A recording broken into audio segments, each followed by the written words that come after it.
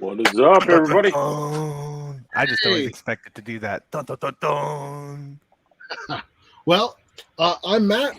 Welcome, my Crypto Comics compatriots. We are back with another edition of the Crypto Comics Couch Podcast, where we break down the comic book landscape and let you into our world. We got a lot to talk about tonight, to include a new a guest. Not a new guest. What are you talking Well, about? not a new guest. No, you've been here like one of the, many times. One of the freaking founders. What's up, Hi, Joe? guys. Anybody who wants to know, this is Joe Spicer with Starcross Comics, coming to you straight from the Starcross Comics universe, and he's bringing tonight a really super cool, awesome, really tripped out comic to talk to us about while having an awesome conversation with the three amigos, yours truly, us dudes, as we talk about the comic landscape. Wait, Matt, what do you say? That we talk about the comic landscape, or we take you into our world? Comic book landscape and let them into our world. Jared, Yes, Matt has thank so you. few things. You had to take his intro. He called Joe new. Okay, I had to take over at that moment, take the reins. I had to be like, all right, he's gonna run us into the wall. Okay, run us off the cliff. Don't do that. I was just being safe. Yeah, so Joe's been around for a minute. He's one of our good friends. Welcome back, Joe. Thank you. Thank you for having me. He's here to tell us more Thanks about for corn hanging out. one of these days. I swear that's your favorite food. It's my favorite from Starcross. At least I'm not shy about it. Okay. I want more of that No. Pillowman. Yeah, well, he's working on. I mean, I can talk about everybody's books. He's working on so he did issue 1, 2, and 3, which is available on StarCrossComics.com, and he is working on the continuing adventures of Pillowman, Blanket Boy, and I assume he's starting over at 1, so that'll be like a new arc almost. And I don't, because he's changing the title to the continuing adventures, so I think that was the 1, 2, and 3 was an intro, and then the continuing adventures is going forward. You can check him out on Instagram. He's posting the new pages every time he does a new one. I wonder if they'll face Bedman. That's Sean Davis, by the way. Sean Davis for Pillowman. Nice. That's so cool.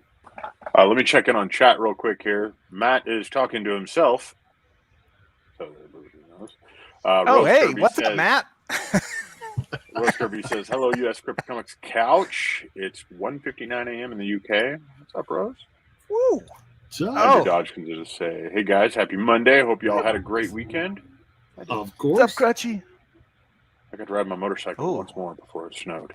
Happy Monday. Oh, it's so good to get back to work. I love this. Nobody just says, hello, how is everyone this Monday?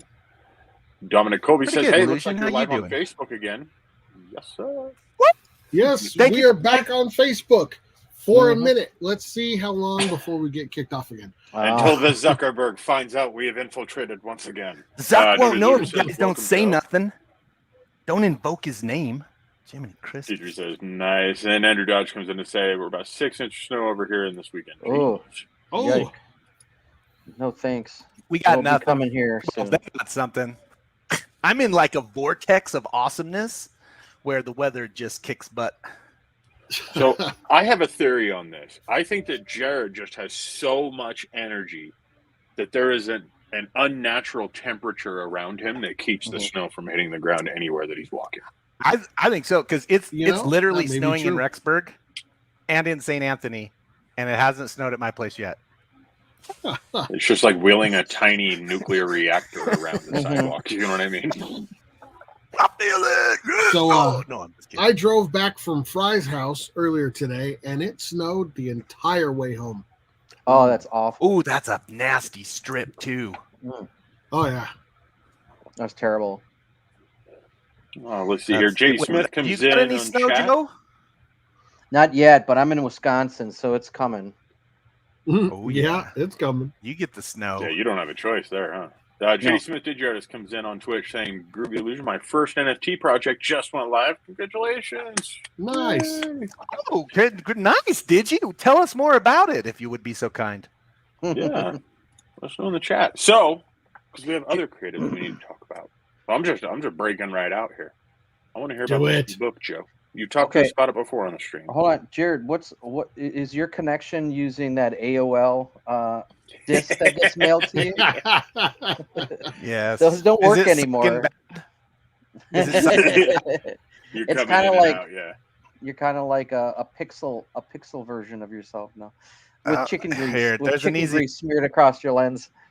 Oh, you scared him. That was the most attractive version we get of Jared. Yeah. Where's the high def? Where's the high def? Hey, I try to get these guys set up, Joe. Nobody listens. Yours is looking great. Somebody's on a fiber line. You know what I mean? I just have the cam that's part of my laptop, so I got nothing wrong with that at all. Yeah. Whatsoever. So let's see. Let's hear about this new project you got going on. Can we start the video now, or do you want? We can. Let's do that. Let's do that, and then go from there. Awesome. Okay, let me do that. We're gonna cut it when it goes to me, so then I can just talk to everybody. Perfect. And if you guys have any questions in chat, make sure you chime in. Joe's here to answer this. Okay. So yeah, let's check it out.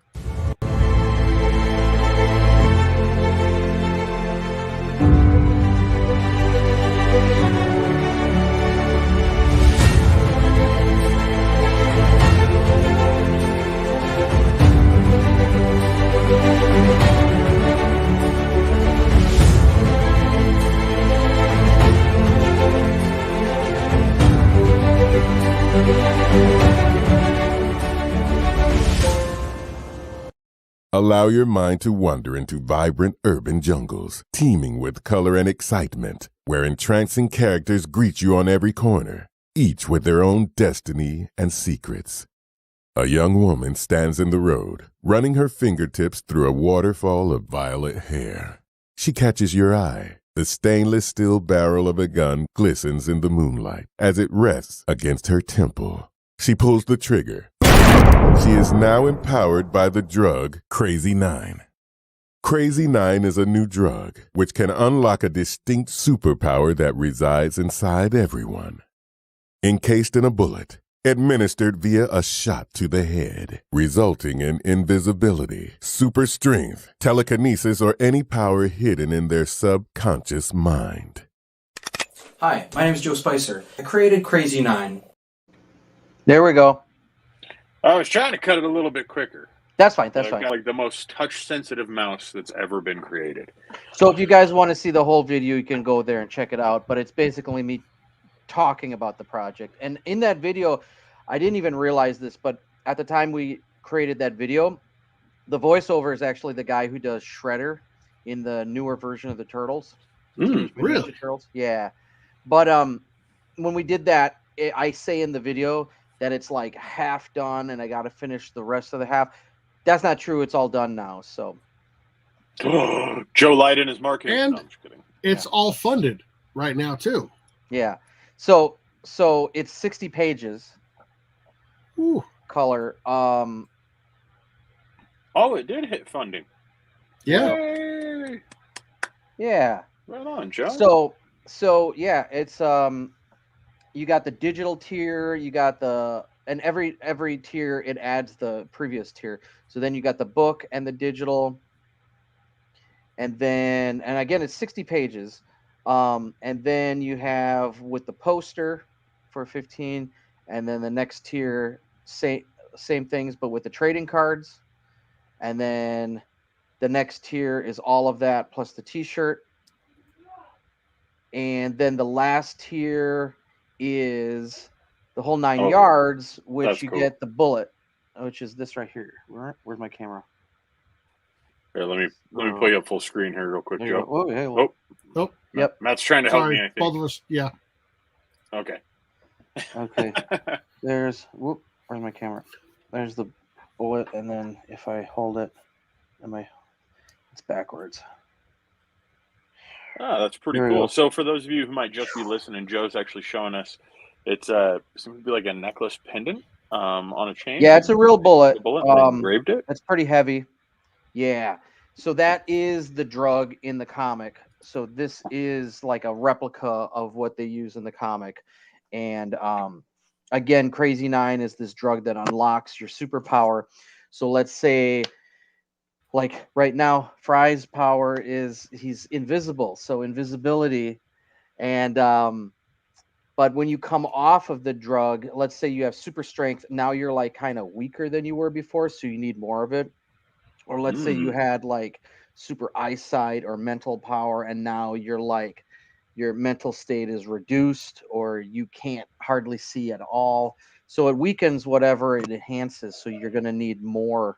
And again, the people in the stories, so they're different case files. So there's a detective that's pursuing the case of the new drug Crazy 9. And he's in the beginning part, and he drops all these files, and then you kind of go into those file cases that he's reading, and now you're in those different stories, those short stories. So you're seeing there's one with like little kids that find it. There's one with this activist woman who gets it, who gets attacked, and what she does with it. And there's this case with more of a superhero atmosphere where the scientist who gets it and he becomes something, and then the superheroes come. There's a whole situation with that and this crime boss. So there's all these different stories, and the detective is researching all of these. And then when you're done reading those, then there's the outro to that, the bookend, where he is either going to solve the case or something bad's going to happen. And that's how it ends. So it's like a complete arc with different stories in the middle that all are necessary to get the entire story. It's 60 pages. And the people on the cover, for people who are wondering, are AM and PM.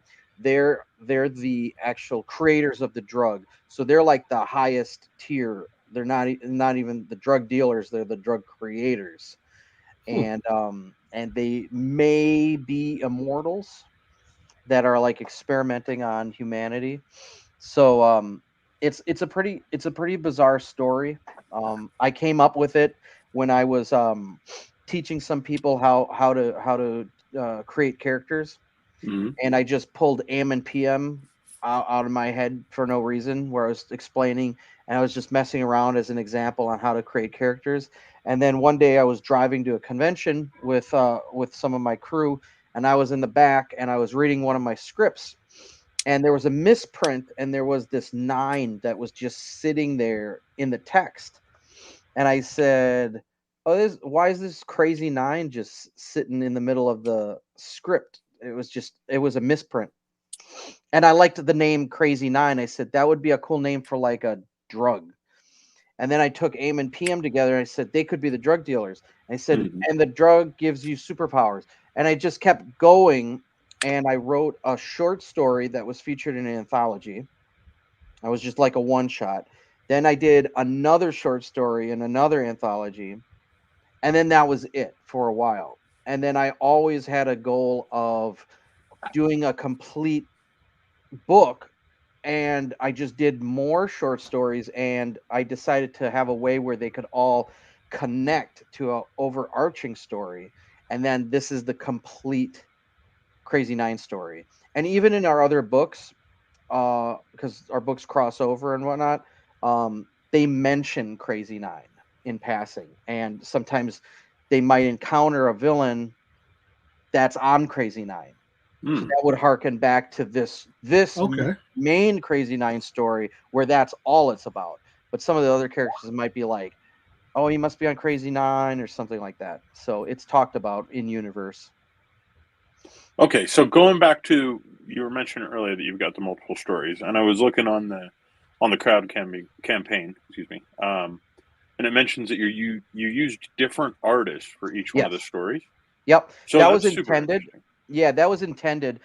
So each story, I pictured a certain artist I wanted on there that I either knew or that I wanted to work with. So I was like, the story with the kids, I want this artist because I love how he draws kids. I love how, he just draws like more urban environments and this and that. And I'm like, he's perfect, but he wasn't available. So I would put that one off. I would move to the next one, like trying to get this artist to do it. And they'd start working on it. And then some other big project would come up and they couldn't finish my story. So then I'd have to wait. So I kept putting it off and waiting. And I said, it has to be this artist who draws this story. So, and finally I got them all to finish, and it took a long time. And then we're back in. Then I colored them up, lettered the stories, and then finally it had been finished. So, but every story I had a certain look that I wanted, and I knew the color. I was going to color it and bring it all together into a cohesive looking book. That's cool. Yeah, some of that artwork looks really badass. Yeah, and I always intended it to have those violets and purples. The real vivid and color. Mm-hmm. Let me jump into chat real quick here, guys. Sorry, and welcome back, Jared.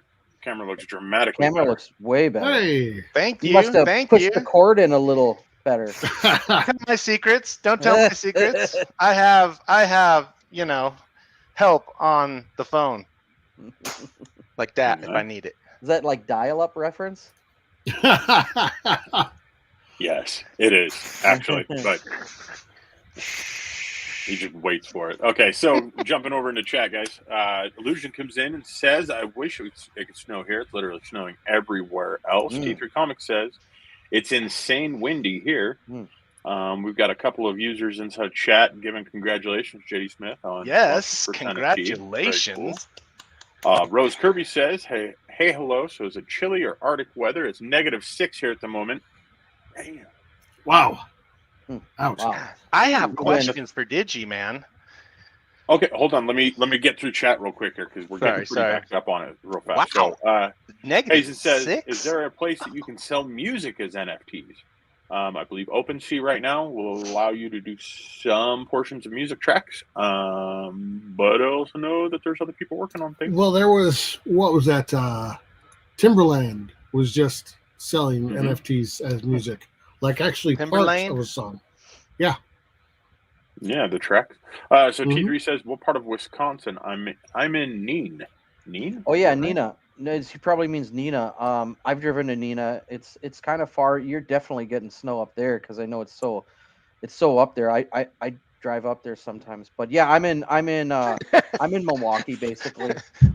Sounds like he's in the mountains and you're in the foothills, Joe. No, he's way up there. I'm in the city.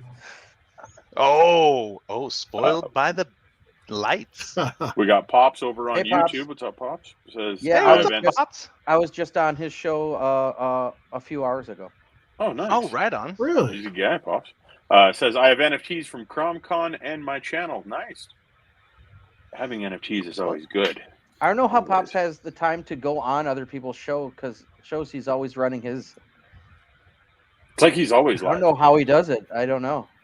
Because he's a machine. He's not a man. Yeah. He's a machine. Next gen.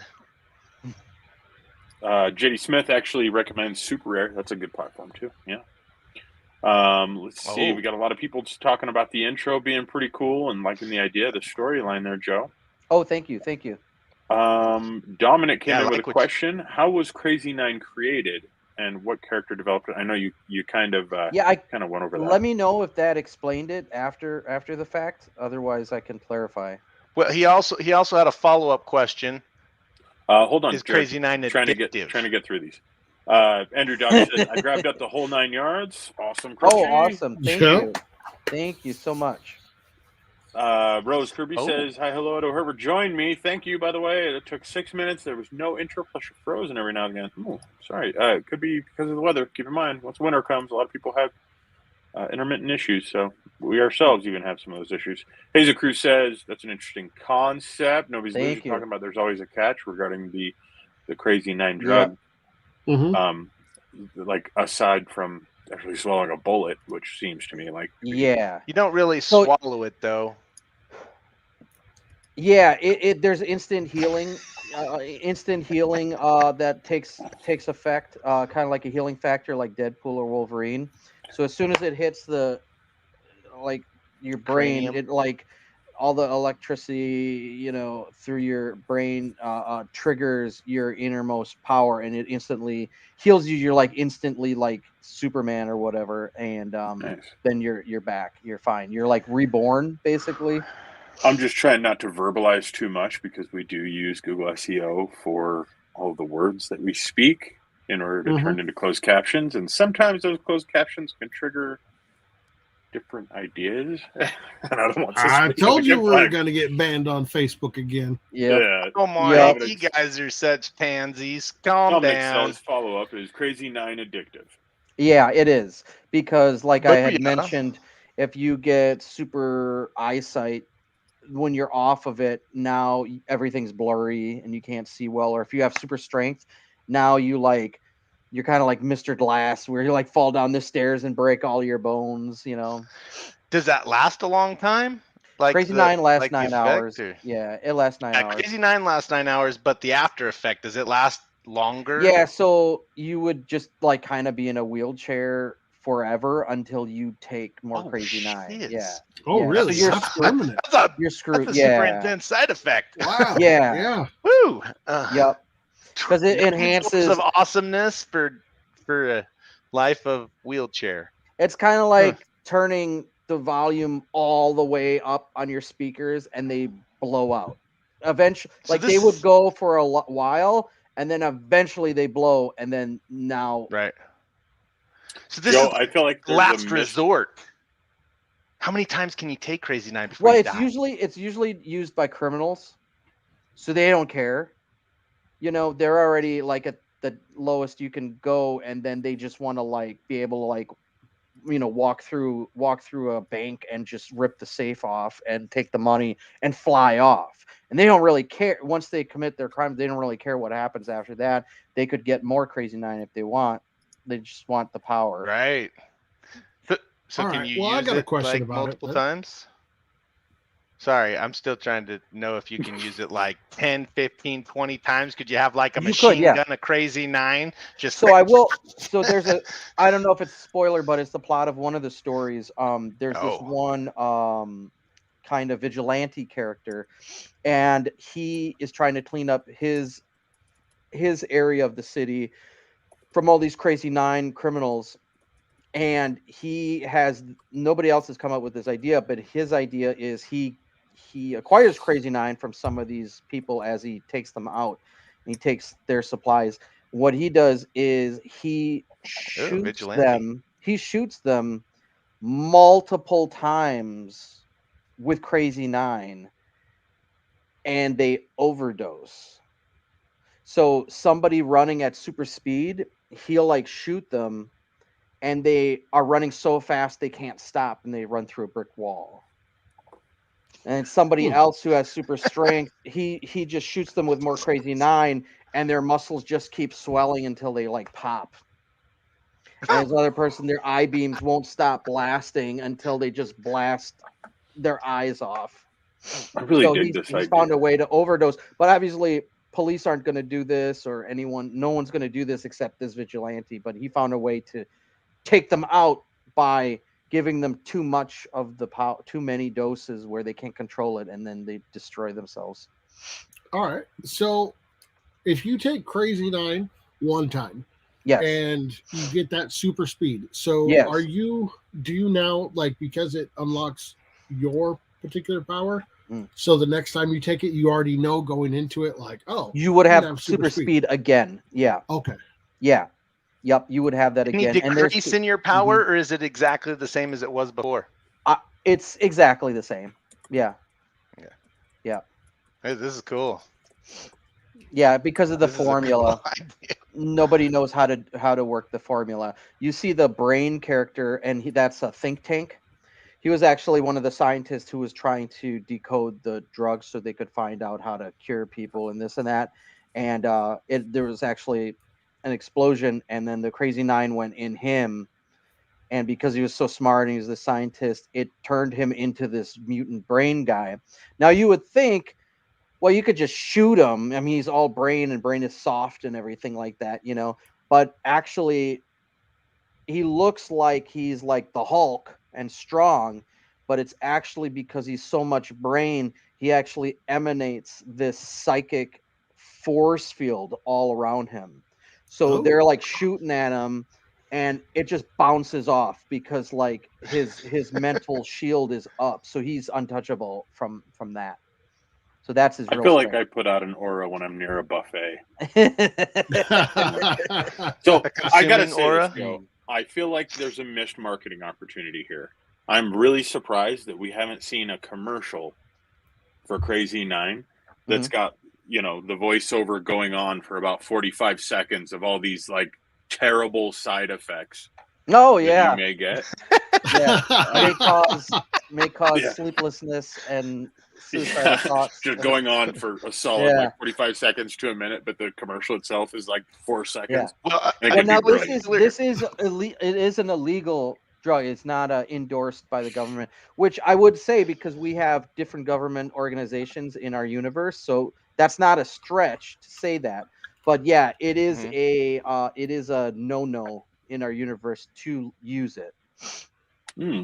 I wonder why. Yeah. Let me check in with chat here real quick again, guys. We keep falling behind. Sorry about that. We're into this book, so we want to talk to Joe about books. That's what we do. Going backwards just as much here. Hazel Cruz said that's an interesting concept. Nobody was pointing out the fact that we were getting an origin story in real time. Again, sorry guys, we're a few minutes behind here. Leslie comes in and says, "Hey everyone, what's up, Leslie?" Let's see. Illusion says that's so cool. It gives your comic uniqueness. I think so too. I really do. 100%. Andrew Dodge says it's -4 in Minnesota right now. Move to somewhere.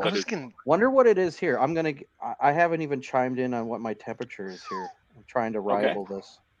While you're doing that, Real Talk over on YouTube says or asks any opinions on VBNFT comics. Thanks. Yes, I have some. You guys have some? Ooh, I have yours. You have mine. Okay, so what's his name? David Yu? Is that his name, right? The CEO has excellent connections inside of the industry, and I think that's awesome. That's great for collectors, for somebody that was involved with like 4Kids Entertainment and all that kind of stuff. I mean, he definitely knows what to do with branding. The nerd side of me is a little reluctant on the platform. I like what they're doing again with the brands and everything that they're doing. For personal reasons, I disagree with the idea of doing blind drops of NFTs, just because I think that comics as a whole should be more empowering for children. I wouldn't want my kid to have to spend $6 and not know what book they were going to get. What's a blind drop? Blind drop is essentially how they work is you purchase an NFT and then you unwrap it to find out what it is you got. Think of it like the a old mystery grab box. bags. Yeah. Like a mystery box. Yeah, okay. Yeah. Okay. So, okay. I mean, But it's pretty cool. you might end up with an NFT that's worth quite a bit more than you put money in for, and I like that. But it is too. I think it's too similar for gambling for something like comics that is, something I like to see kids being able to enjoy. I think that puts up kind of a wall. So you buy the NFT, but you don't know what you're buying, right? Right. I mean, you can buy it secondhand off their platform. Okay. So there are resales. Yeah, that's not how their drops work. But the drops are where you're buying something and you don't know what you can get. Now, that would be kind of fun if it was just another option. Like, I could buy the ones I want, or let's play a little roulette. Yeah, spin the wheel if you have a choice. Yeah, that's a good point. I don't know if that's the only way you can get stuff on VB, besides buying what you want from somebody else. Is blind drops. That's all. Yes. That's the only way they're handing out NFTs. That's crazy. I mean, basically, like the big ones, what they do is they do variant edition, but their variant isn't what we would refer to. Like, to us, if I'm talking to Joe and I say, oh yeah, there's a variant cover, Joe's going to assume it's just another cover for the same book. Yeah. Right. Maybe more limited, more exclusive, what have you, but that's what variants mean. In VB, what they do is they will have the same cover, but they'll have, the regular version, and then they have the rare version, which is still the exact same NFT. It just says it's rare, and it's got a different colored background. Yeah, and so, or super rare or epic, and so they've created these different levels, which is cool. I mean, we have that in comics, guys. Let's be realistic. We have gold slabs. We've got, all those. But in a digital medium, it doesn't really make a lot of sense outside of just the marketability. But for a collector, it doesn't really make sense unless you're collecting as an investment only. But as a collector, then you get the same would book. Mean more. Right. Okay. But yeah, I mean, the biggest thing that most people have about VV is, the fact that you can't see. Supposedly, they are running on Ethereum mainnet. However, when they do these drops of hundreds of comics, you can't quantify it on the Ethereum mainnet. And a big part of cryptocurrency. What do you mean you can't quantify it? What do you mean by that? Well, so a huge part of NFTs is being able to prove. You know what I mean? It's an NFT that they're posted on a blockchain, that they're published on a blockchain. Yeah, that's the hugest part. A big problem that a lot of people are having with VV is that there is no proof aside from their system itself. What? So Whoa, if they are on blockchain, I think most people agree that they're likely running on a side chain, which is totally fine, totally cool. Yeah, you know what I mean? Heck yeah, side chain's smart.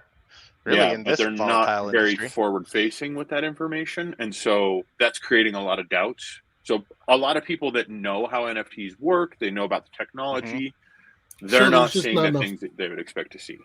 Yeah, they're not seeing enough transparency, is what you're saying. Yeah, and well, that's unfortunate. I'm sure VB is just trying to figure it out like the rest of us. It's pretty complex. I think the thing is though is they've got some killer brands. They've got Marvel, they've got DC, you know what I mean? They've got a lot of aren't they like Disney or something like that? Star Wars right now, but yeah, Disney's essentially a shoo-in with Marvel. So but Disney. TV's not Disney then. Well, they have Disney, but it's just the Star Wars universe. Kind of how Mile High has Disney, but it's all the Star Wars books. I got you. So, yeah, I think it's cool, man. I think it's a future market. Obviously we do. That's why we're in it. You know what I mean? Yes. We just have the right answer. Competition isn't bad for anybody. No, it's great. We love it. Let them make the mistakes. We'll keep learning. Oh, okay. Moving on. Let's before my CEO says something we get sued over.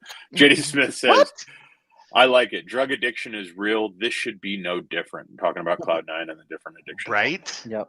It is a drug of power. Yeah. Oh, good question coming in from Dominic on Facebook. Hypothetically, could Crazy 9 give someone the power to heal the side effect of Crazy 9? That is a great question. Yeah, there might be like one person on the planet that their power could be like permanent, or it could be all the powers, or it could be like some god level power. And that might be the goal of AM and PM, that they're trying to find somebody who can harness it perfectly. Maybe you have to have this perfect combination to be able to hold it permanently, for all I know, you know. That is. What if there was somebody who got the power to walk around and heal those disabled by using Tech 9? That was their power. But it would only last. Yeah, he'd only have 9 hours. It only lasts 9 hours. I know. They'd have to run really, really fast. Yeah. Everybody. JD Smith did your artist on Twitch comes back in and says, personally, I'm not a fan of the rare and super rare covers of Marvel NFTs. Again, talking about the VB system. The original covers are classic and honest in regard to what's inside. Just my preference. That's a very fair point. I mean, original covers are classic and honest. Yeah, us comic nerds are sticklers for everything being on point, and that is one of those things. Don't try to change something that we remember. You don't know. Well, you're changing something insignificant, right? You're just changing just a color. Well, yeah, the background color is. Yeah, it's insignificant. I mean, some people would argue that it's better for their marketing, and I can see that. As an investment protocol, sure. You know what I mean? The red Corvette is always worth more than the white one. You know what I mean? Not in my world. Well, you know. I know that the white one doesn't get as dirty. I don't know why that is, but I live on a dirt road. So if you drive a Corvette on a dirt road, I'm going to have to strangle you out of. Dude, have you ever seen sheer? Have you ever seen a 240Z? Frustration and principle. Have you ever seen a 240Z? It is like a miniature Corvette, and it drives up and down this dirt road. It's dual carburetor. Badass. I'd be out there standing on the side of the road. Look it up. 240Z. Look it up. Mazda. Mazda is not okay. Jared, a 240 is not a Mazda. 240Z? Oh, Datsun. Dang it, man. I look stupid now. Shit, it's a Datsun. I knew that. It's like a little Corvette, guys. It's got... Whatever. All right. Hey, you know what? In all fairness, it is like a Corvette. It has wheels. A really fast engine. That's about it. Oh man, the design! I can show you a picture. It looks like a mini Corvette, like a little midget Corvette. So 240s got really big in like the early 80s, mid 80s for custom restoration. They're awesome because a small block Chevy actually bolts straight into it. Same motor mounts and everything. They're bad, man. They go fast, dual carb. Anyways, going on. We're not a car show. Sorry, guys. I'm a gearhead and I'm in here. Deal with it. JD Smith, the artist, comes back and says, I've heard that you can't withdraw your funds from the VB app with a question mark. What? As far as I know, that's true. Yeah. That's true right now. They've actually stated, though, that they're going to allow people to withdraw. But that being said, if you are Marvel or DC, you can obviously withdraw. You can get paid. You just can't. If they're running, think about this, though. If they're running off the Ethereum mainnet, which is their claim, right? That everything published is published on the Ethereum mainnet. Think of how just chaotic their NFT publishing costs and anything associated to payouts would be right now with how volatile the marketplace is. Think of how much they would have lost in gas. Right? I mean, it cost. I was looking to publish an NFT on a MetaMask, $120. Joe, I feel like your eyes just glazed over on us. No, I'm just letting people know to tune in. Oh, right on. Oh, okay. Well, thank you. Speaking of which, everybody, you guys look at like, share, subscribe, do all that kind of stuff. Sean. Come on, guys. There's a Pillowman and Blanket Boys creator. Hey, what's up, Sean? What's up, Pillowman? How you doing? Sean, if you don't like this video, then Jared will beat me after the stream. So please like this video. In fact, everybody Sean, everybody's been asking about Pillowman on both. I did Pop's show at 4, and now I'm here, and Pillowman's come up every time. Hey, it's not a bad thing for Starcross to have like very remarkable characters that people just. I know, right? Exactly. I think that's what makes your universe so incredible. Corn Dog, Tommy and the Tapeworm, Pillowman. I mean, it's so many people. They're like, "Well, I got this character. He's exactly like Superman." I got this one character. He's like this dark character. He's this vigilante character. It's just like Batman. It's like there's already Batman. Well, there's you're already a not going to couple beat him Batmans. in sales. Do something completely different, and then you'll have the only like Hellboy, or you'll have the only, Right. something that's like Spawn. different than anything. Try to go very unique. But people are scared because they want to, hit that algorithm. Well, everybody likes this, so I'm going to do that. Wait a And minute. you can do that. People will decide a character to create based on an algorithm. Oh yeah. Well, even whether it's a legit algorithm or if it's just like the feel of what's popular now, Wow. So and then Rose they'll go, comes in everybody here. likes this, so I'm going to do that. This seems like it would make it harder. Looks like Rose comes in here with a comment. What does it say? Hey, I don't know if it's my eyesight, but is your facial hair, or it looks darker, or are you dyeing them? Which? Well, Matt, have you been dyeing it? No, I have not. But you know what? We love dad jokes here, and this just reminded me of a dad joke. Oh, please do. Is your dad joke about my Cajun facial hair? Is that it? I used to hate facial hair. Yes. But then it grew on me. The spotty one. I know she's probably talking about me. Look, all right. It literally takes a month or plus a month for me to get to this point. I know it's No, you're doing good, dude. You're doing good. Look, it came off your chin. I know it's creepy, right? It is a little creepy. But don't worry, it'll come in someday. I'm confused though, guys. So I put a video up on social media about this, but No Shave November ended, December hit, and then I remembered what I look like underneath this thing, and I don't know if I should just shave this thing off anymore. No.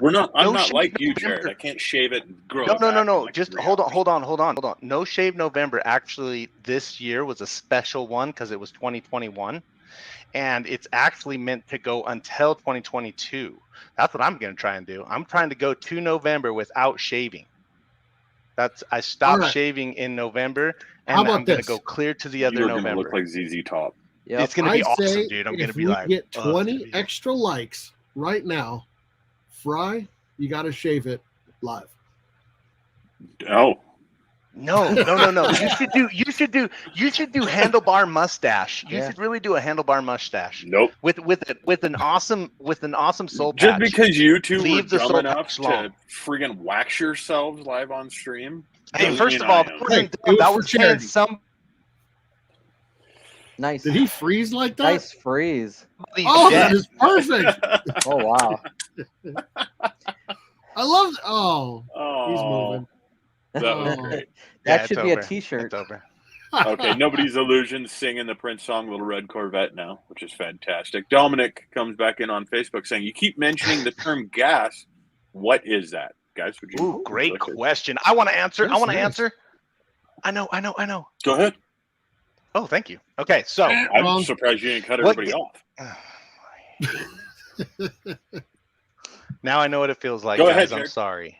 Not suckers. Anywho, okay, gas. What gas is what it costs to run the network. So what is the network? Blockchain runs on multiple hardware devices that are running the same kind of software, and the electricity to run that software costs money. And so generally a network or a blockchain will pay out to the people who are running that software gas, and that's what the gas is. Is that right? A good way to put it. Yeah. Another way you could put it is actually that gas goes into the system as a payout for the people that are running the miners as well. So when you hear about people having profitability by running crypto mining machines, that gas is what's actually paying them. So everybody. And what is a crypto mining machine? Do you want me to go into that? Yeah, because that's what I said. Well, there's software. Different it's software formats. running What do we want to look at? GPU. So GPU mining, you take a graphic processing unit because they're designed specifically to crunch numbers, and you use that to actually run on an algorithm for solving very, very difficult mathematical equations. And the correct answer to those mathematical equations verifies the network. And what the system does, depending on the blockchain, every blockchain is a little bit different.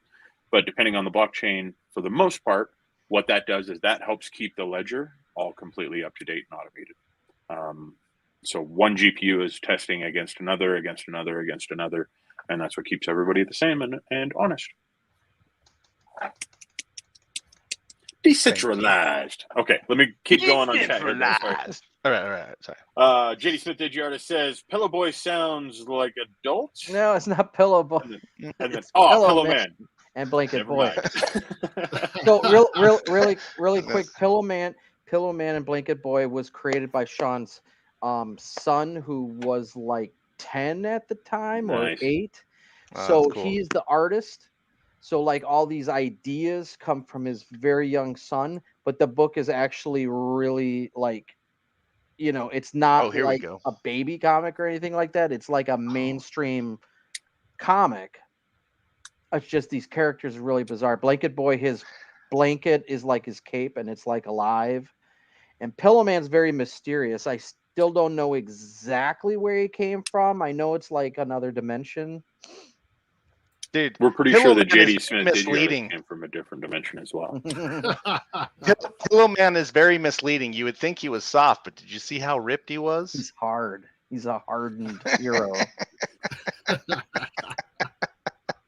Rose Kirby comes out of chat, says, "Hey, I'm thinking weird things that Crazy Nine could do coming from the universe. HeMan have that power. Coming from the universe."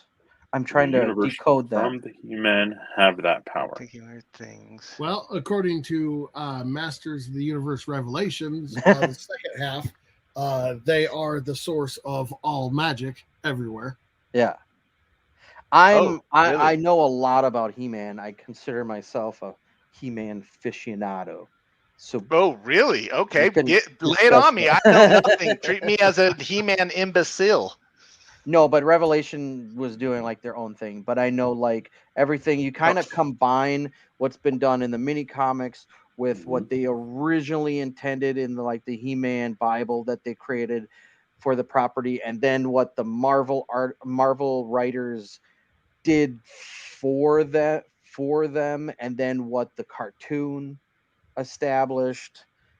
So you got the toys, the cartoons, the comics. And you kind of have to like forcefully explain how it all works, because a lot of it contradicts itself, but they've worked in where, well, yes, but also this, and then so it's like this combination you have to be okay with. That's wild. Yeah. So what do you think of Revelations then, Joe? So I hated the first part. And I mildly hated the second part, except for the end where He-Man finally got to like do something and let loose, and that was really cool. So but the whole first part about Tila, I don't want to see a Tila show. I want to see a He-Man show. I mean, that's the whole point.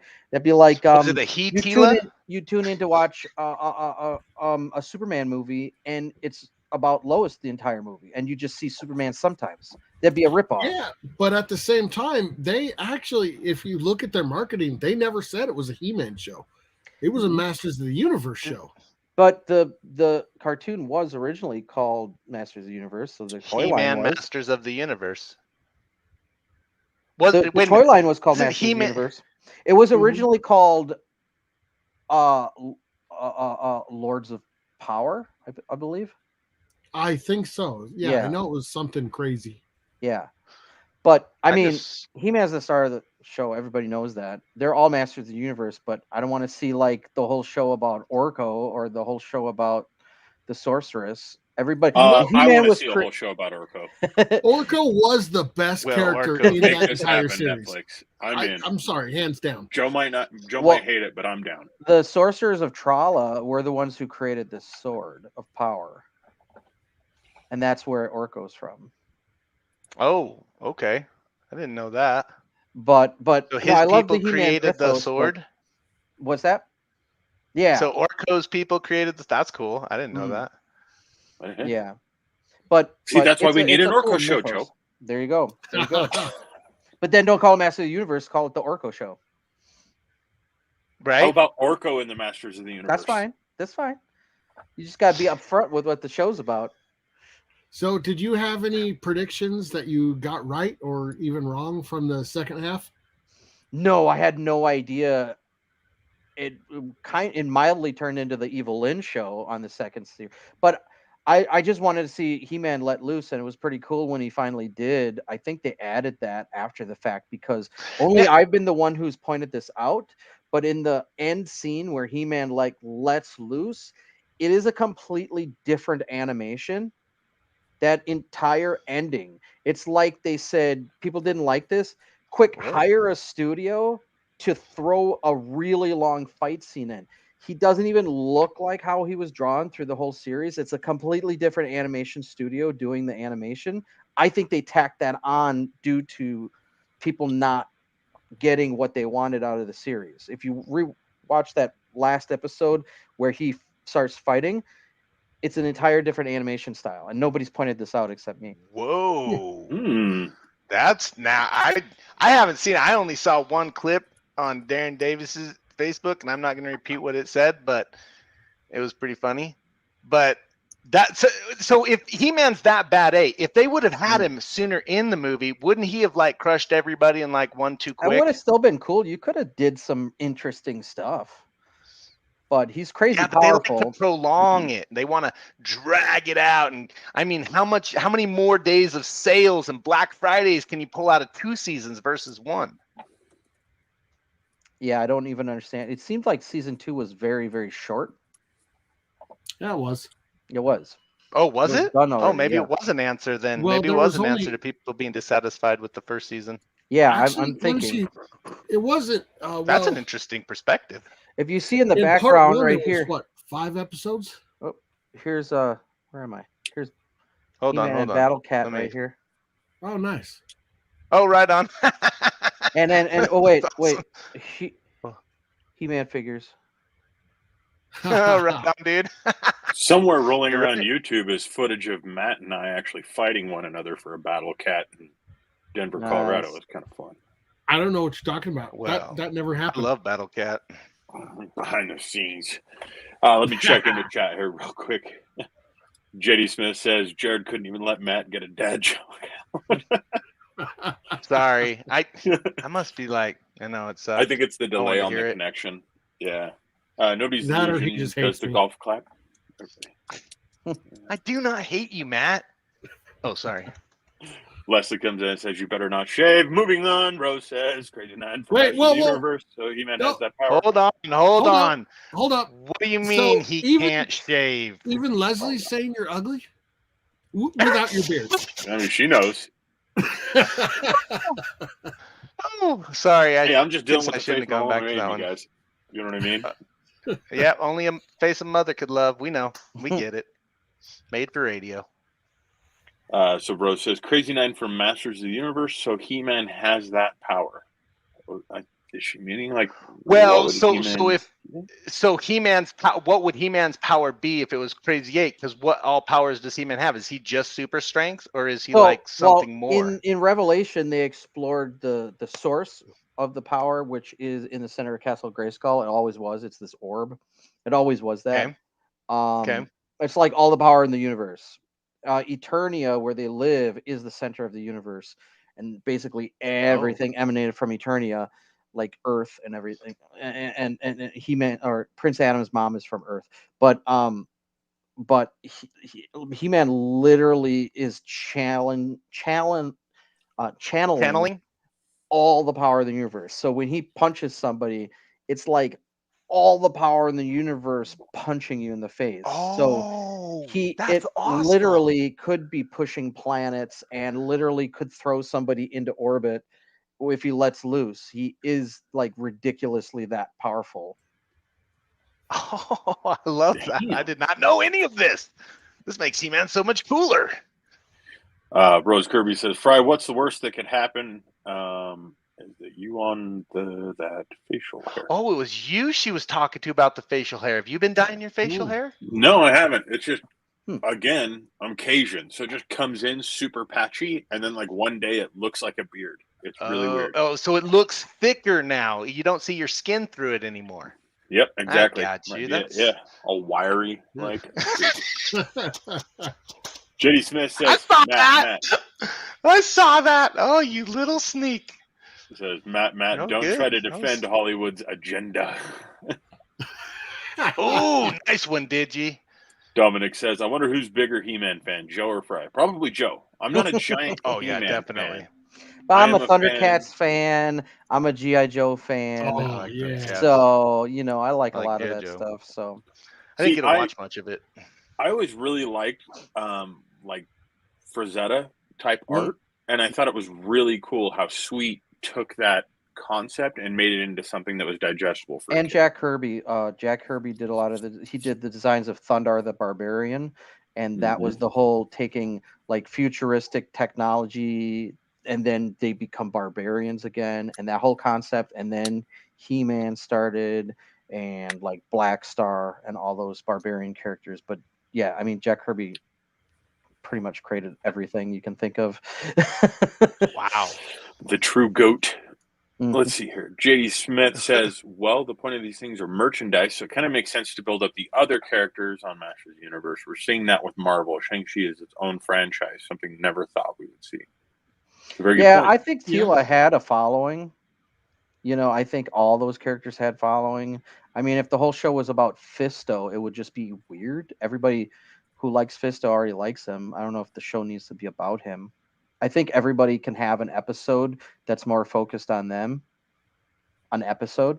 Those are always cool. They had way too many characters to ever even just do one per. I mean, Stinkor never even made it into the original. I believe he was in the toy line, but he was in the 2000 series, which was really good. Oh, he was? See, he had a whole episode. Yep. Okay. In the 2000 series was really good. They explored Skeletor's whole origin. They explored King Grayskull when he fought Hordak like thousands of years ago, and all that interesting stuff came from the 2000 series. So, look, I'm going to be the voice of reason here, guys. If Hallmark can make 7,000 Christmas movies every year, someone can afford to make an individual episode of every character in He-Man. There you go. You just got to get the licensing from Mattel. Wait, Fry, are you saying you want Hallmark to make He-Man now? Is that what? I wouldn't be against it. Would it be any different than Revelations? Weird. Can you guys imagine that if like the people that make Hallmark movies picked up like comic and cartoon IPs and started running with it with live action adaptations? Like, let's go. Can you imagine like a Punisher run on the Hallmark Channel? Oh, that would be hilarious. Like, yeah, it'd be like Mystery Science Theater. I don't want it. I'll show you a Punisher Hallmark run. It'd be like, I'm sorry, I have to take you down and punish you, but like, it'd be so long. That would be a Hallmark Punisher. He'd be second guessing his every shot, man. He wouldn't be punishing people. He'd be punishing himself for thinking he needed to punish others. That would be a Hallmark Punisher. On social media telling us that we're wrong because this is the accurate Punisher now. You know what I mean? We would. It would happen. Punish me. No. Oh, maybe he's a different kind of Punisher. Please don't ever say that. We know that she doesn't want me to shave my face because she doesn't listen to me complain about having a patchy beard. Okay. Wait, what? Yeah. Hold up. No. We're trying to have a show here. He is ugly. Y'all saying we're mean. He is ugly. No. She said we're mean. You are. Now, Leslie, that's not being mean. This is how we show love. That's true. It's also true. Hey, Digi, I want to know some more about your NFT if you can share any little tiny details. Okay. Well, we have, the aspect of the show here, which is conventions versus crowdfunding, and what we're looking at for the future on that. I thought that'd be an interesting topic to bring up with Joe, since Joe is very much prevalent in the crowdfunding space. Mm-hmm. As far as moving forward, Joe, in the convention space, right? Conventions lately? Yeah, I did one in Indiana, and I did one in Milwaukee, and I did one in a few other places. So, like, I wanted to do C2E2, but their COVID rules are so like crazy that I'm like, well, that's not fun at all. So I'm not even gonna go. So I go to the ones that are just like they used to be. So I don't want to. They're hard enough just to bring all your comics and your display and all your equipment and then set it all up and then be exhausted and then be lively to talk to people about the comics and then pack it all up again, and then it was just so exhausting. I'll I rent don't you want to have to Jared. deal with there you go. He's That would our be secret perfect. weapon for that. Not even I have the stamina to beat the con crud. It's intense. It takes the best freaking you guys Iron know Man what it's like like, myself right? down. Oh I yeah. know it's Do you terrible.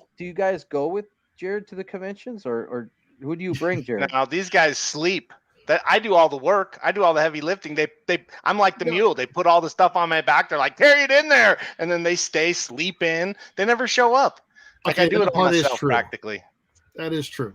But in our defense, you can't keep up with this man. Like seriously, we've tried. And trying to forces you to drink a lot, Joe. So really, we just end up hungover. That's why they can't keep up, Joe. They go. They're like, oh, it's too much stress, and they start drinking. And then they get up late. And they're like, oh, half the morning's gone.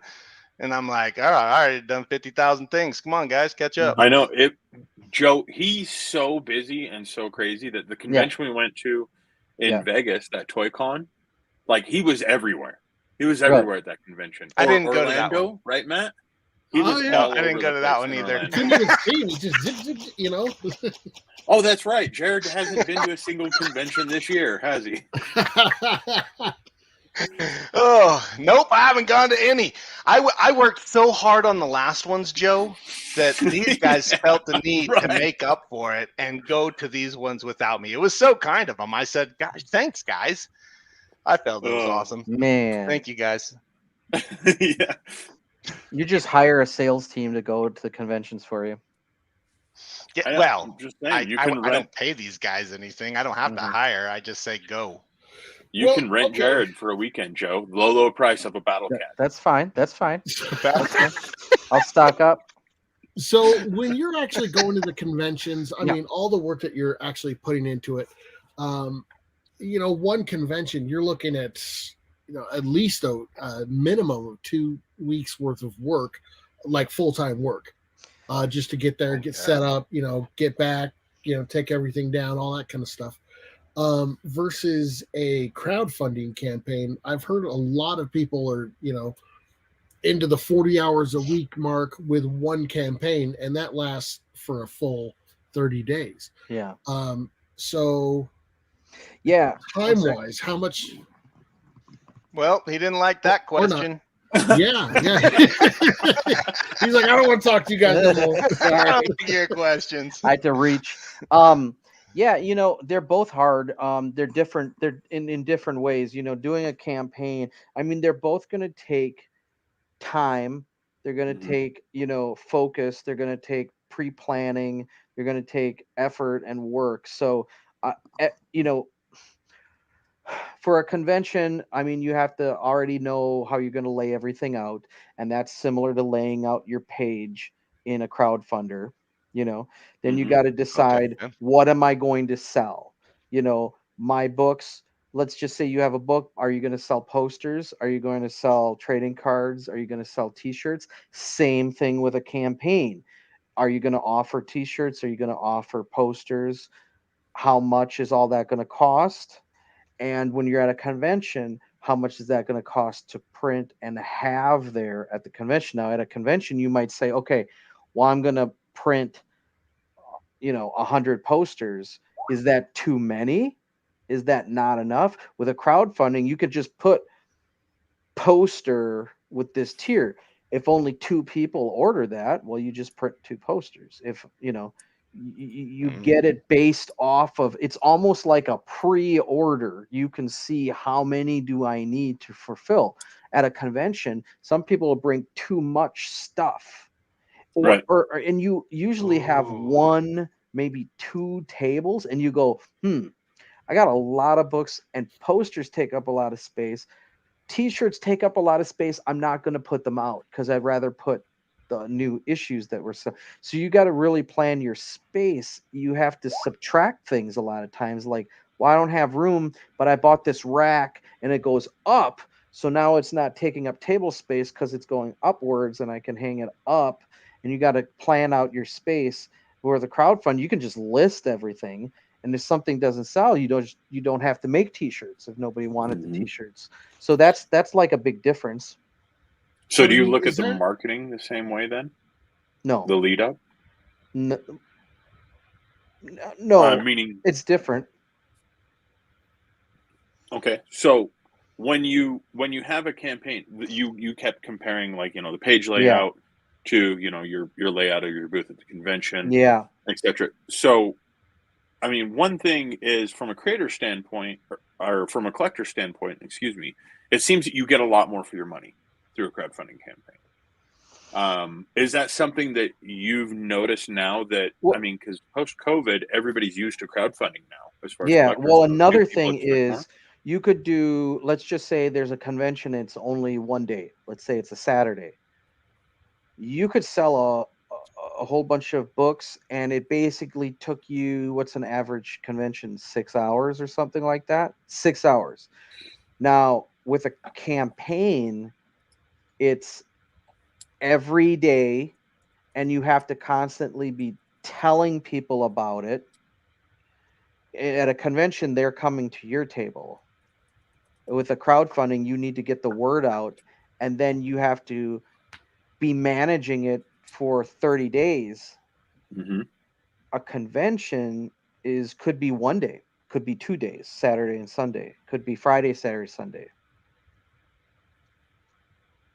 You're not running the convention for 30 days. That would be exhausting.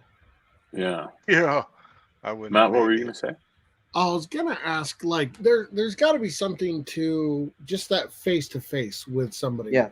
I mean, are you able to kind of retain that customer long term? So you have to understand that, like, a lot of people who come to conventions, they might have just heard about it. They might have had nothing better to do. They might be taking their kids there, and they don't know. So they walk by your table, and they might say, okay, there's some comics here. I've never seen those characters. I don't know what that is. But if you can grab their attention, tell them, hey, I'm the creator. I wrote these, I drew these. Then they're like, oh, because you could be a store that's just selling comics that they never heard of before. But once they realize you're the one who did it, then it's like, oh, that's super cool. Because let's just say it's really hard because a Marvel and DC artist, you should know who they are. But let's say you didn't, and then you're like, oh, that's you, and you never knew what the artist looked like, and you go, oh, I love this book. You're like, yeah, I'm the artist. You're like, oh, you're so and so. I didn't know what he looked like, so. Right. But if it wasn't him and it was just a guy running the booth and he didn't draw it or write it, you're probably not going to buy the book, because if you don't know what it is already, you're not going to buy it. So you need to tell people that you're the creator.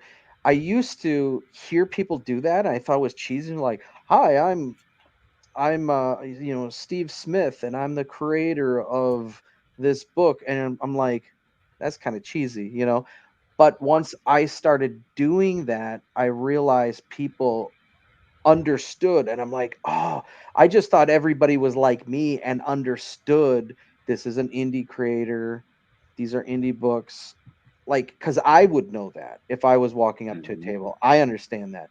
But there's so many new customers, new comic fans, and even young people, or just people who only have collected DC comics, and they don't really know about indie stuff. So you have to explain it to them, and then they reciprocate so much better. Now, at a crowdfunding, you're already pulling someone in to take a look at it.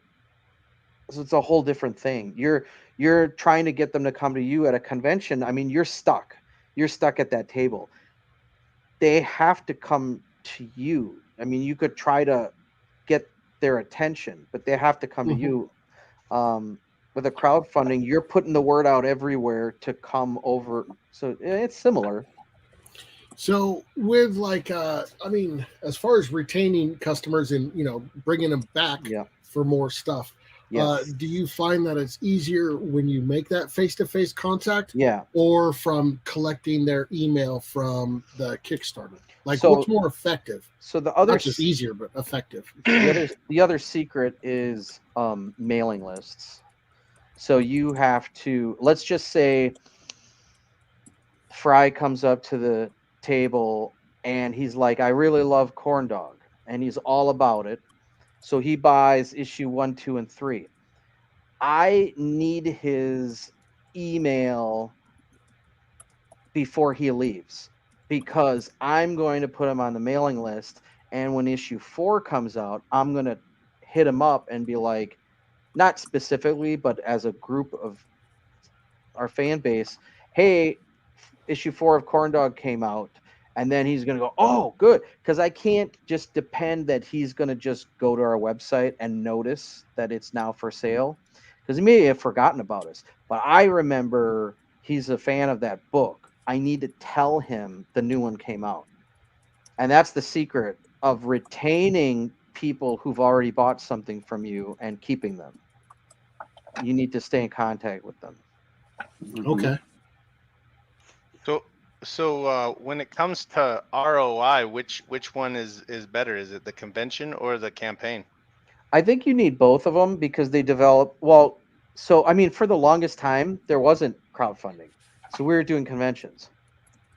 This is just a new thing. It's kind of like, do you need, you know, it's just it's almost like a technology, you know.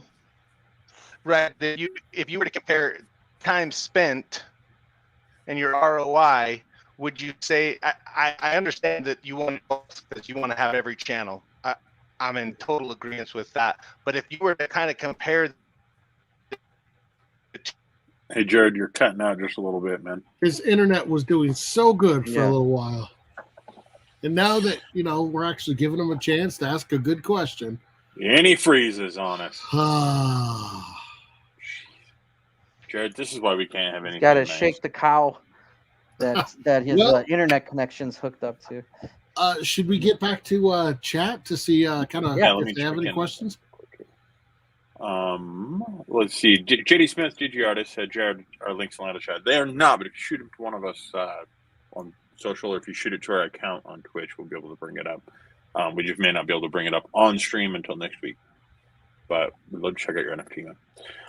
Nobody's Looter says, I'd say crowdfunding is better because not everyone can make it to a convention. Yeah.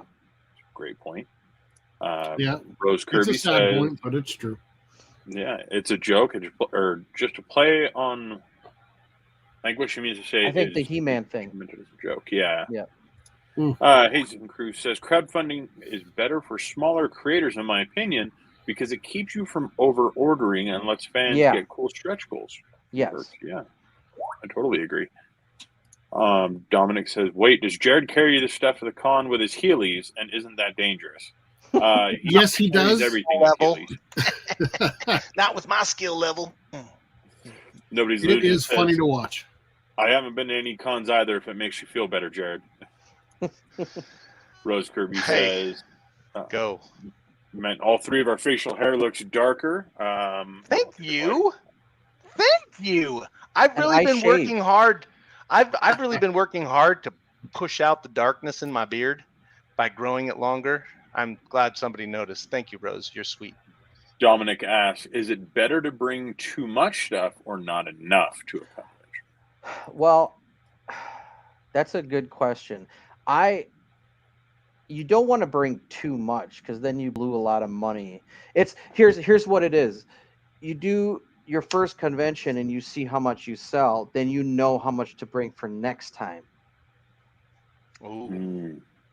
Do you notice does that change a lot based on like where the convention is at, the type of con? No, I found that it's pretty much a stable base. Yeah, not to bring too much. Like, I mean, if you're some famous creator, then yeah, you're gonna sell out of everything you have in the first couple hours.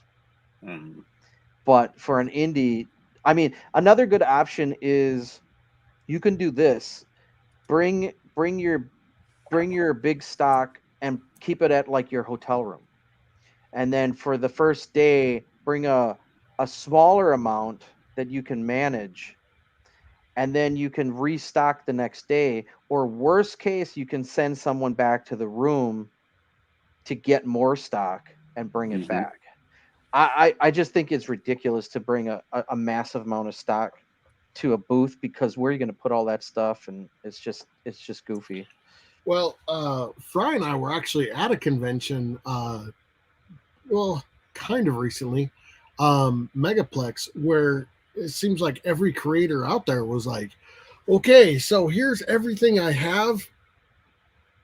This is all sold out. You could still get it. It was crazy. Yeah, it looks like Jared's having some more issues here, guys. So he's removed himself in to try to get some things reset. Let's see here. Miss Rena 1000 says, "Hey Joe, this is Miss Rena from earlier. Pop's guided me to this channel." Awesome. Thanks for coming. Okay, thanks for joining us, Miss. Appreciate it. No Visitor says, "Aw, rest in peace, Jared's internet. It died a long time ago, Illusion." Let's see here. Ms. Rena says, "Someone at an anime convention in New York City was discovered to have the Omicron variant 2 weeks ago. It's a bit too dangerous to have in-person cons right now." Well, I heard the Omicron gives you a mild headache followed by minor fatigue. So that's like everybody on every day of their life. So it's not that too bad. Especially during the the cons, yeah. So how do you differentiate between con crud and COVID, though? That's what I'm waiting for. It's the same. It's exactly the same. I think, now, hear me out. I'm glad Jared's not on, because the tinfoil hat would come right out as soon as I say this, I'm sure. He's never back. mind. Go for it. What's up, Jared? So I think that eventually we're going to get to a point to where, as a comic industry, we get our own version of COVID. You know what I mean? Oh, what would it be called? I don't know. Comic variant. I like that. The comic variant. Comic variant. That's a good one. I don't know why I didn't think good one, man. Awesome. But think of, like, because con crud, and for anybody watching or listening, if you're unsure what con crud is, it's kind of a relative term. It's not a specific thing, but we in the industry, you go to different conventions, and what happens is you get a lot of people from different areas all into a same confined space. Germs are all over the place.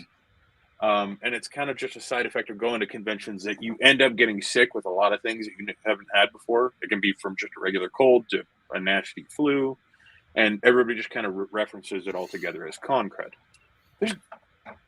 Okay, say it. Okay, so, ready? With all this talk of, like, you know, the con crud and the COVID and everything like that, I got a joke for you. Okay, Three conspiracy theorists walk into a bar. Are you reading this joke off your screen right now? Because that ruins it. No. Okay, good. All right. Okay, go ahead. Go ahead. I just did. I read it. You jack wagon. Wait, you were reading it? No. I totally believed you weren't reading it. I'm not. I just said it. Wait, we're gonna work on this later. Conspiracy theorists walk into a missed bar. The punchline. You can't tell me that's a coincidence. Oh, it's not. Oh, Lord. All right. Miss Rena also comes on YouTube saying, "As much as I would like to go to an in-person con, I'd rather just not." It's understandable. Hey, in general or only now? Yeah. Right. Could be either way. Could be both. Right. Andrew Dodge says Starlink. That's it. Doesn't add any emphasis. I'm working on it. Just Starlink. I'm working on it. Oh, I still hate myself for that one. Miss Rena says, "It might be another year or two before I go back to an in-person." Keep in mind, Miss Rena, there are a lot of smaller conventions that are less populated. To be honest with you, a lot of them are a lot more fun, especially if you're a collector, especially if you dig different types of creators. Because you tend to meet like some of the coolest creators at the smaller conventions, because they've got more time to talk to you. You've got more time to review what's on the table. You can afford to buy more.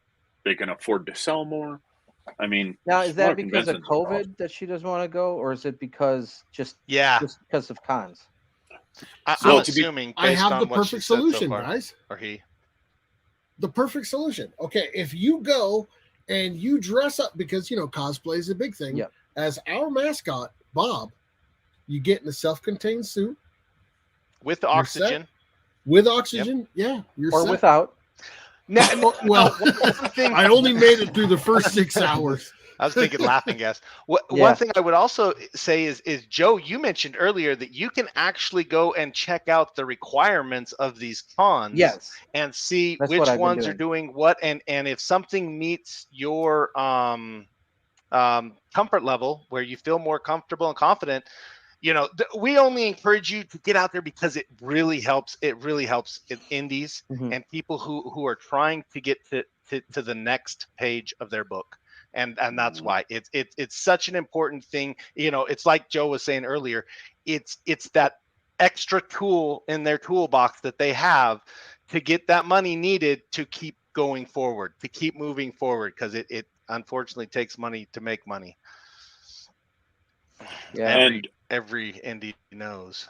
Miss Rena, if you're scared of going to a convention because we talked about Jared being there on Heelys, I want to assure you we take all the necessary steps to ensure that he does not bite anyone. Now, I do also want to offer one other option, Miss Rena. One other option, okay? And this option is Crypto Comics Marketplace. You can go into Crypto Comics Marketplace. It's really neat. There's a lot of different things to do, and you can read a bunch of comics, and you have different creators with profile pages, and you can get to know and see who they are from their profile pages. And there's a really nice family we're trying to build in that market space that helps independent creators. So please join us in Crypto Comics Marketplace, because that's a safe space. That's very true. Or there's digital conventions as well. Actually, I say that, and then right after that, somebody mentions it. But Jay Smith Digital says the Cheeto finger variant. That's a good one. Ms. Rita says comic variant. Yep. Also says, I don't know how people the do comic or variant, set up. Matt, that was gorgeous. That's brilliant. I don't know how people do or set up a digital convention. It seems way less appealing to me. Check out CouchCon. We actually do a pretty cool digital Joe's like, convention. Jesus, guys, how many times are you going to plug yourselves here? It's what sorry, Jared does. sorry, Joe. But I mean, Ms. Rita's so nice. She's asking all these things. We actually do them. Jason says, damn, Matt can't now, get wait a joke. minute. Joe's come to CouchCon, haven't you, Joe? I have, You yeah. came to CouchCon. I think I've been on all your different shows. Okay, first of all, thank you, Joe, for being on CouchCon. I had a hell of a time on those panels. And we've had a lot of fun. Yeah. Secondary, right when you cut me off, Jared, we had pulled this up on screen from chat. So I just want you to read this. Damn, Matt can't get a joke out at first try tonight to save his. All right. I'm Getting sorry, through man. here. Dominic on Facebook says, Matt, I like your jokes, but Fry's tactical toaster dad joke still wins the award for best dad joke so far. You haven't heard all my jokes. We've got some plans. Except the challenge. Did you guys see? Says, oh, go ahead. Did you guys see the new Ghostbusters movie? Because the main character, the little girl, she does dad jokes through the whole movie, and they're pretty funny. Or no, they're not dad jokes. They're like science jokes. I think they're that. like scientific dad jokes. I haven't seen it yet. So don't I spoil haven't it. seen But it yet. I want to see. want Is it to good? so It's bad. good. Yeah. The They did us concept proud. looks awesome. Really? I look forward to that one. Miss Rena says, I live in New York City. It's always hyper populated no matter the convention. Oh, yeah. Yeah, New York City is populated. Wait, what about I'm drawing a blank on the Jersey? name. Nobody likes going to Jersey. PCT Comics had told us about the convention that they do outside of Buffalo. They said it was a small convention. So that'd be close by, Miss Rena. Miss Rena, I'm sorry, I'm forgetting the name off the top of my head, but I know that Jesse Hansen from Cornerstone had gone to that convention and said it was really good.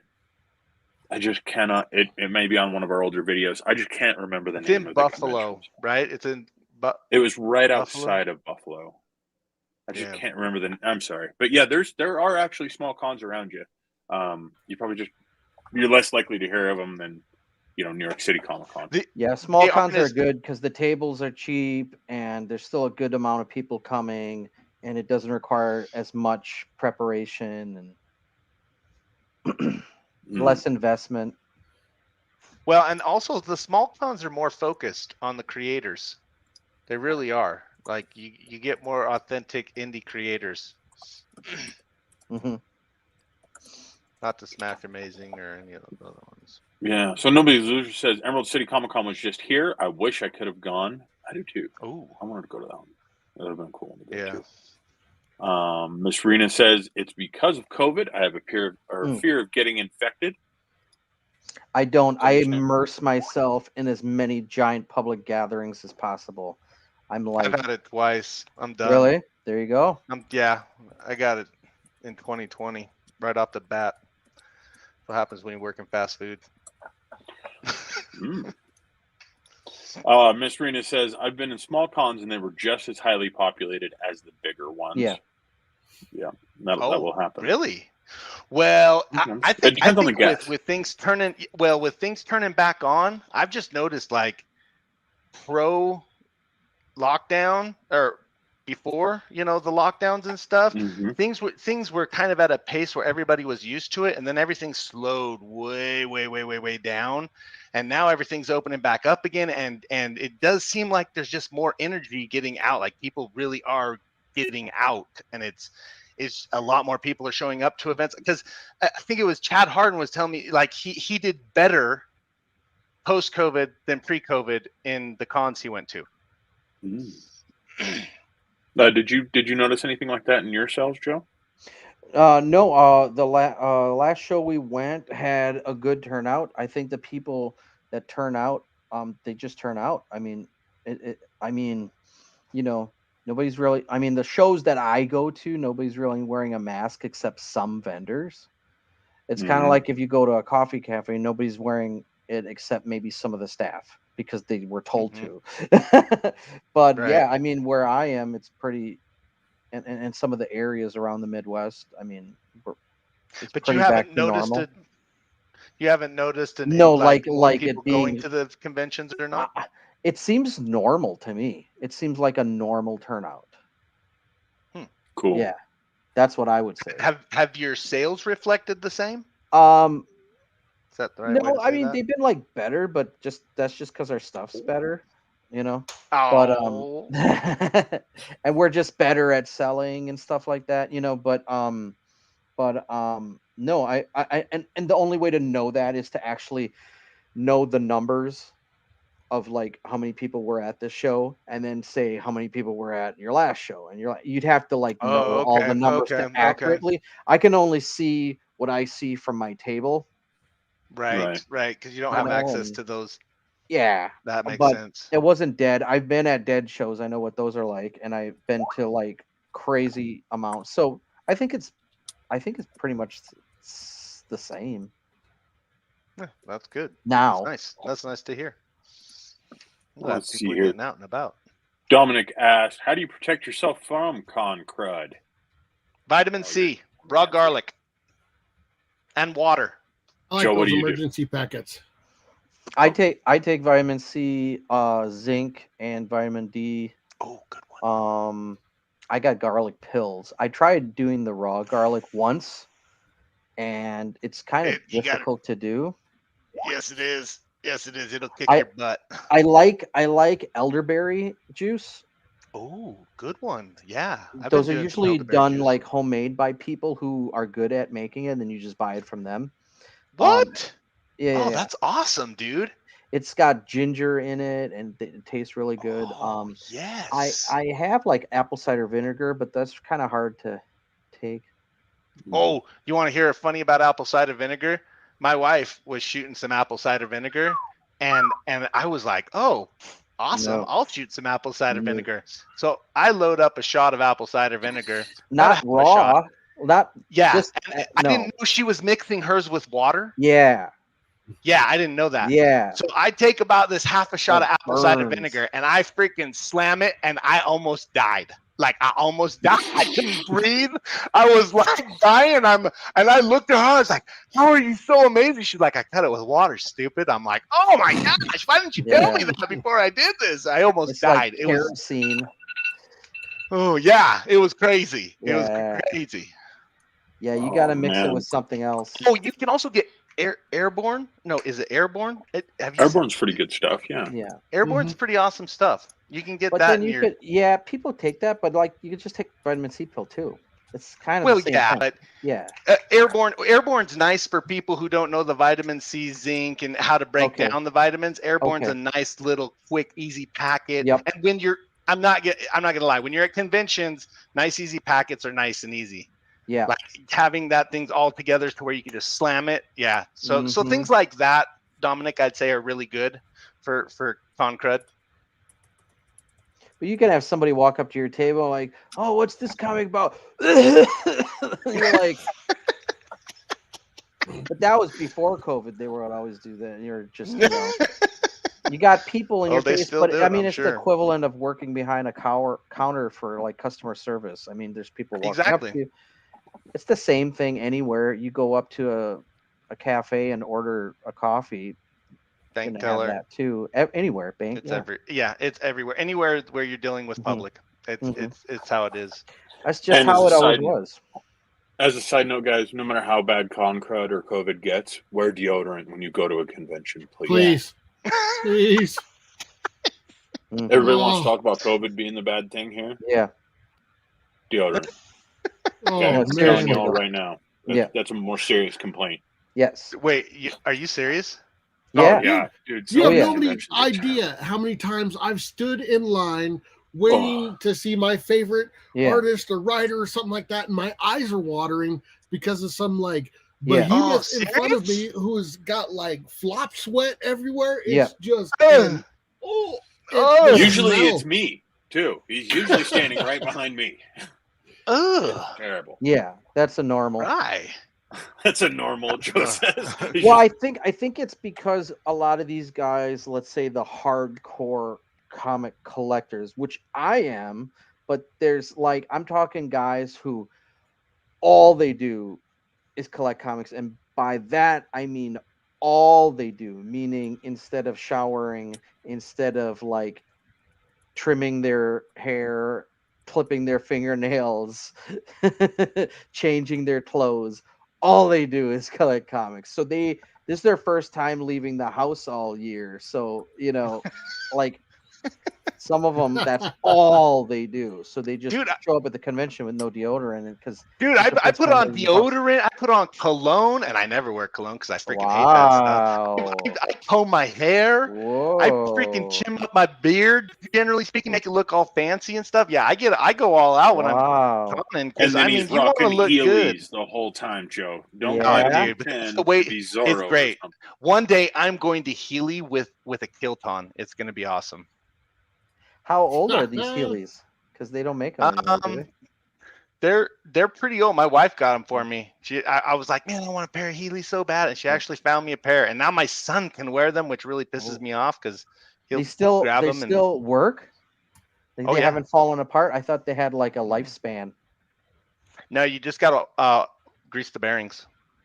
I had them right when they first came out, and I took them to like a theme park, and I'm like, this is gonna be great. There's so much walking involved. I'm just gonna zip to each attraction. And it didn't work out. I ended up taking them off, throwing my backpack, wearing my regular shoes, and I never wore them again. I'm like, what a waste of money.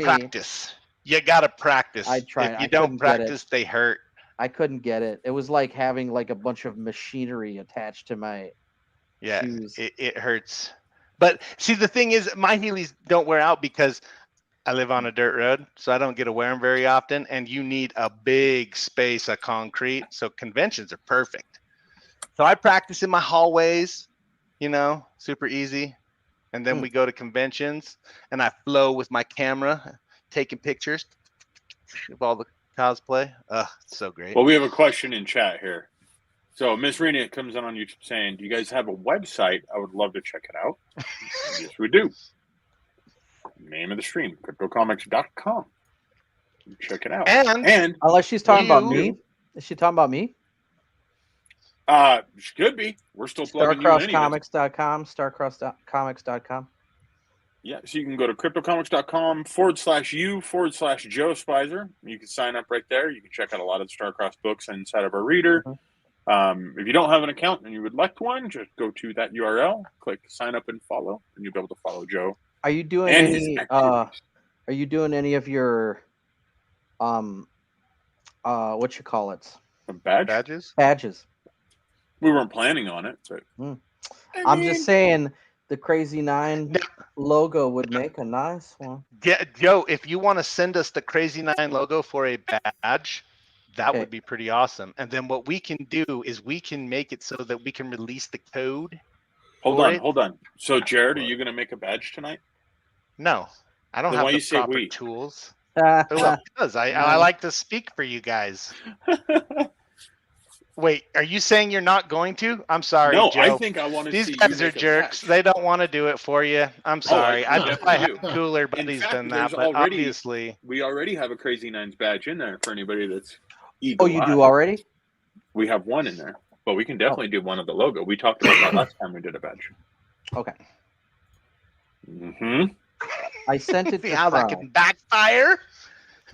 I sent it to Fry. Awesome. Wait, Okay. I do gotta point this out. Job. So, Joe, Uh-oh. Hello. you have not been collecting badges. Am I supposed to be? I thought that was for No. other people. No, that's for everybody. No, I didn't know that. Anybody with a profile. Oh. Well, I would collect Anybody my with own. a profile. Well, you should collect your own, especially. had no I idea. would think. Oh well, I would. Now you don't have to, Joe. Let me correct this Why are whole you situation pressuring right me? here. You don't have to. No, I'm not pressuring you. I'm taking the pressure off. I'm telling you right now, you don't have to do anything you don't want to, Joe Spicer, because you're awesome. Just try some But- Crazy Nine, Joe. Right. Don't pressure me. Hey, you guys bought me some Don't pressure Crazy me. Nine? Ah! Yeah, right here. Oh yeah. That's awesome. It's like a death wish, but it's a Crazy Nine wish. Yeah. Actually, Death Wish was one of the inspirations. So Oh, one of the characters, it's reminiscent of, what is it, Death Wish 3, where Charles Bronson, like the guy steals the purse, right? And doesn't he just shoot the guy who's running with the purse? And that kind of starts his vigilanteism. That was an Mhm. inspiration, so I have a nod to that in one of the stories. Let's see here. Okay. Let's see. Matt, can you take over chat for me really quick while I'm getting this Yeah, badge I set up? am looking to oh, see I want to exactly do it. Here, let where me we do it. were. I want to do it. Can I do it, Matt? Oh boy. I'm Okay, so we scared. are. Here you go, guys. Go ahead, Jared. Okay. So hold here's on. where we're at. Okay, cool. Oh, see? Awesome. That's exactly right. There is a couch con. Thank you, Illusion. I told you guys. I told you I wasn't lying. And then Miss Rena comes in and says, do you guys... Oh, wait, we already said that. So then she came in and said, Matt.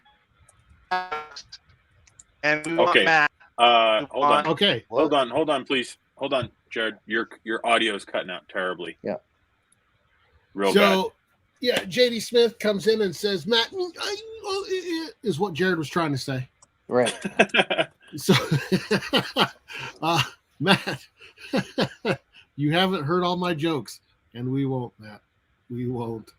It's so sad. Okay, and then question earlier about that convention you were talking about in Buffalo. Would that be Nickel City Con? It might be. That sounds familiar. Okay. That could be it.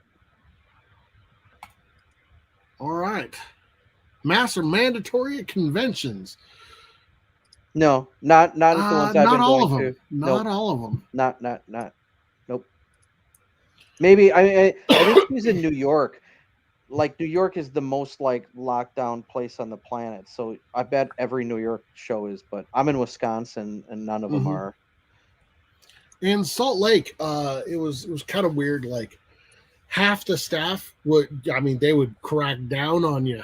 I mean, if you weren't wearing a mask, but the other half was like, we're not even wearing masks. So it's kind of a. And Chicago is, and that's where I would usually go, being in Wisconsin. But then like Minnesota isn't. So it's like, it just depends where you go. Yeah. All right. So we got the Joe Spicer link up there. So cryptocomics.com/u/Joe Spicer. Yeah.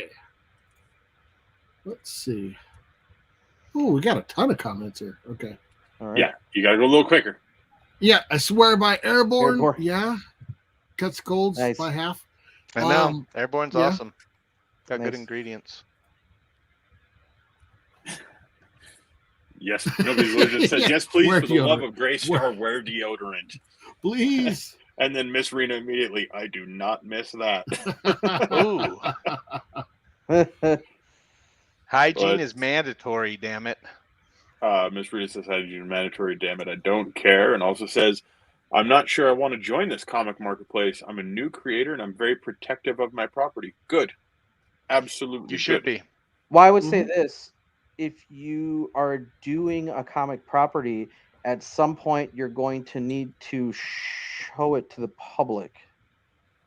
So you can keep it private until you're dead and no one ever gets to see it, or you can put it out, and that's how to show that it's yours.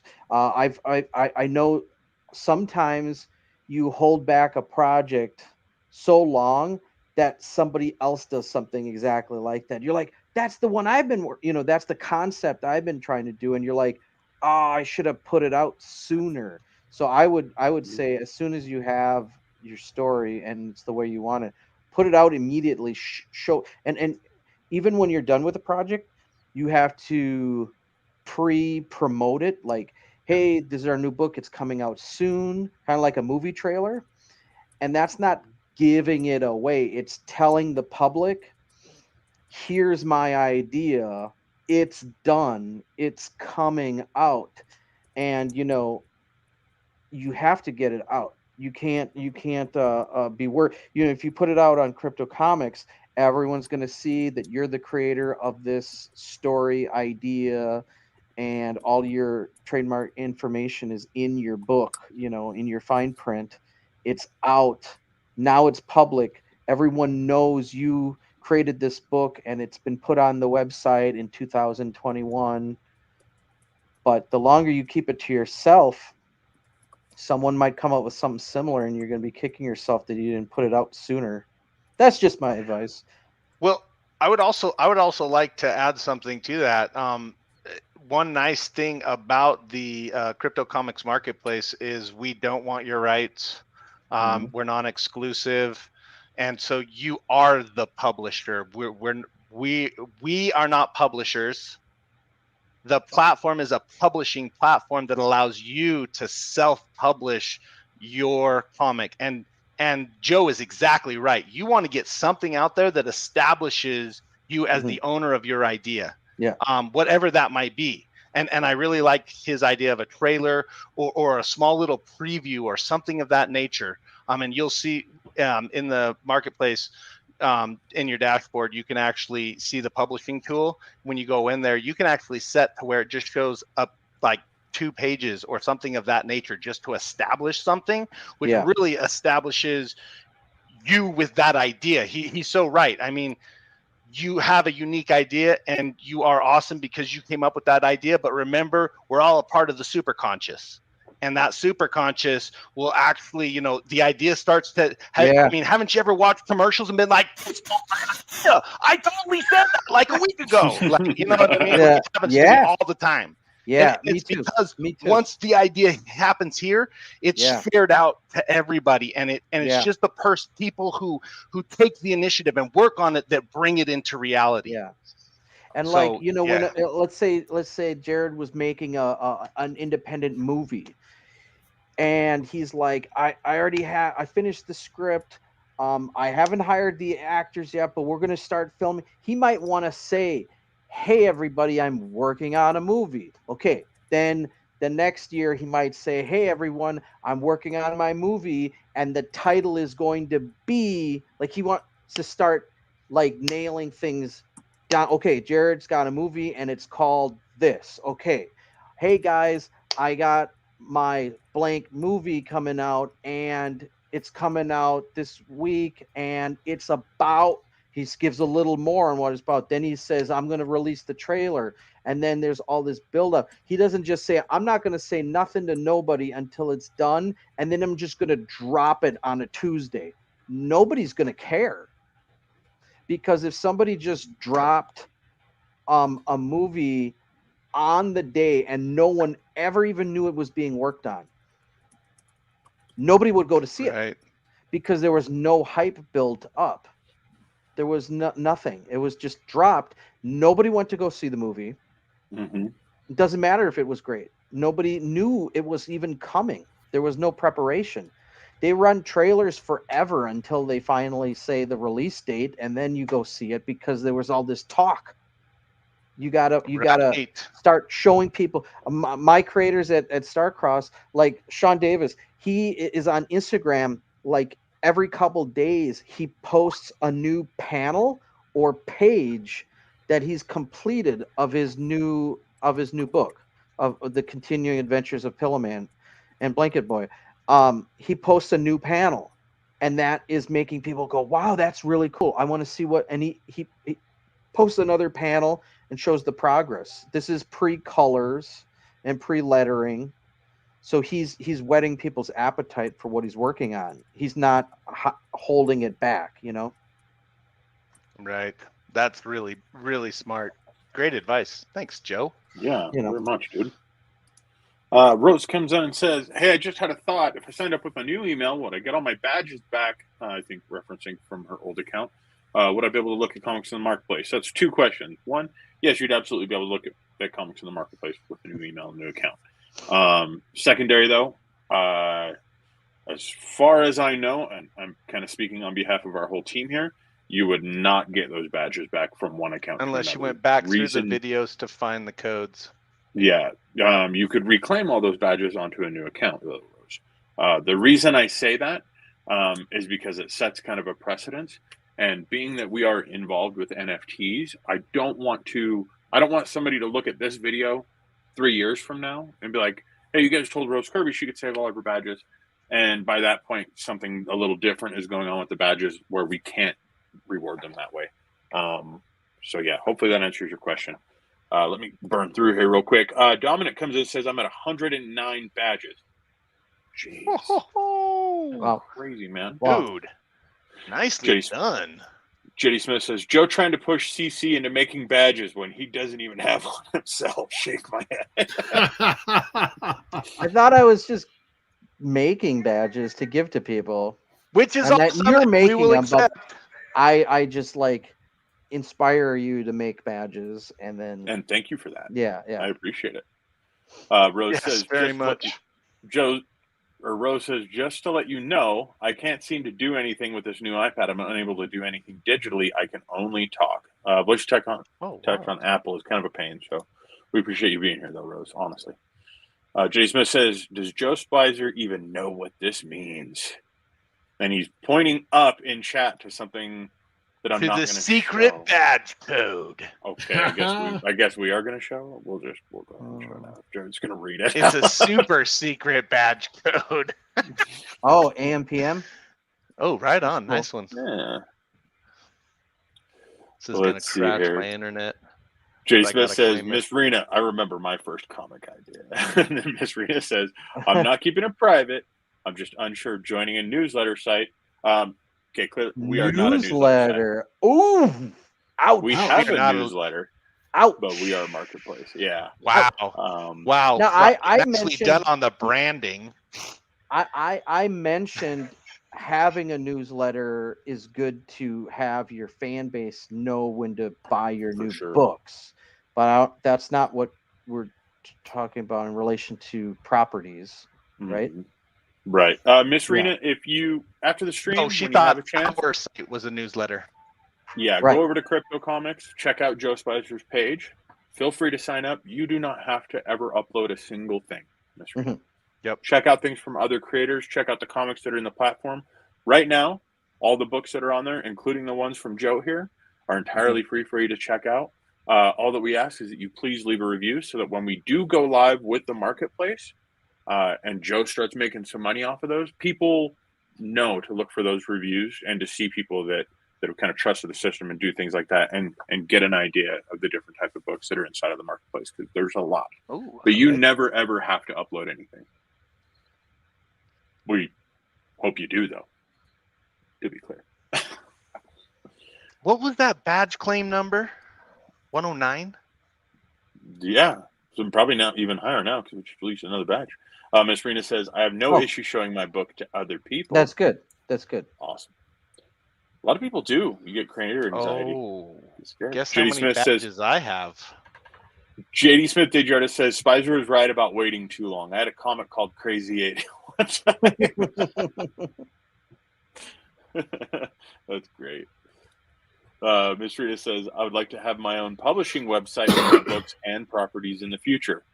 Cool. You can talk to us about that too.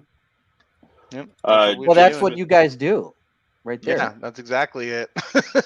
Yep. J. Smith Digiardo says, I'm surprised Nobody's Illusion hasn't made a spreadsheet with all the badge codes. I shouldn't have read that out loud. Nobody's Illusion right now is going, wait a minute.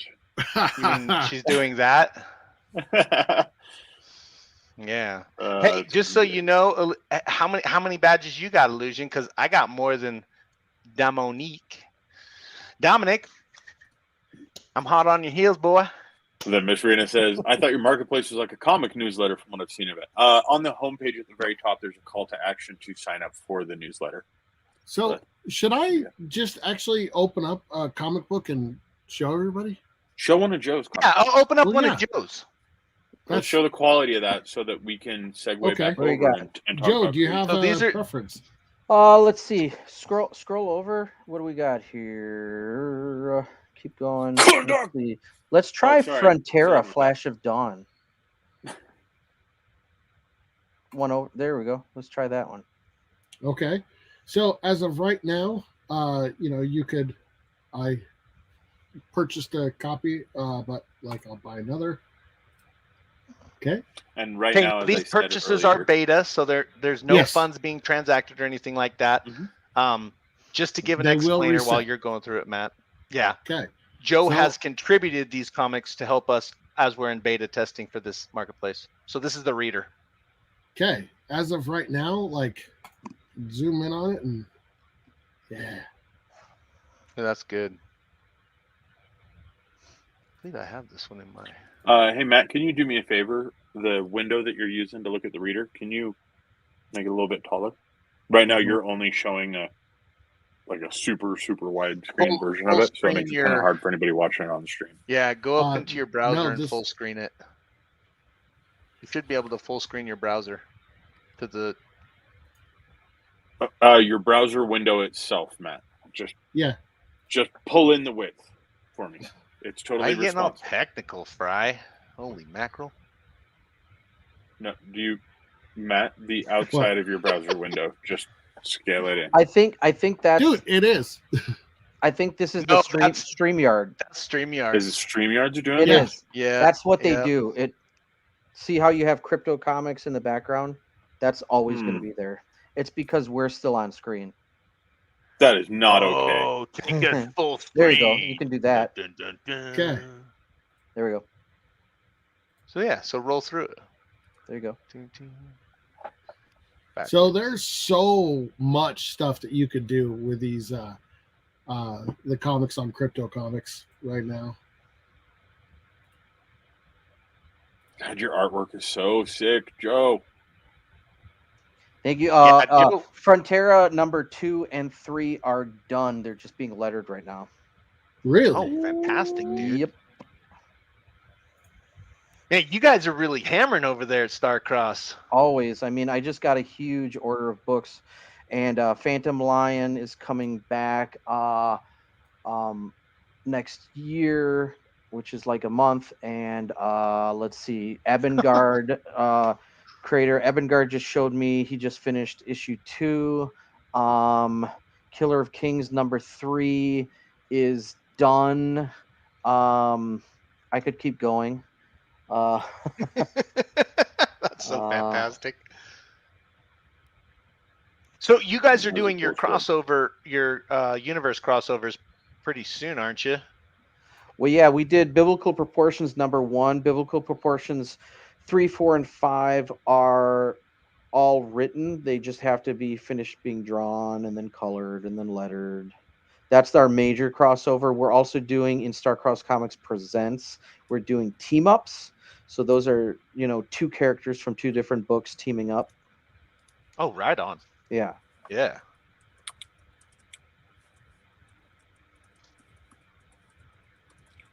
Okay. Well, yeah. There we go. This book looks awesome. Yeah. However, it does. There's the new. That's what we need to talk about now. Where are we at on this campaign? Let's go to the funded campaign. right at the beginning of the show. What? So we have Great to job, Joe. goals. Congratulations. Yep. Was there a question? Yeah, I want to hear about these stretch goals. I mean, what stretch goals do you have in mind? What's going on with that?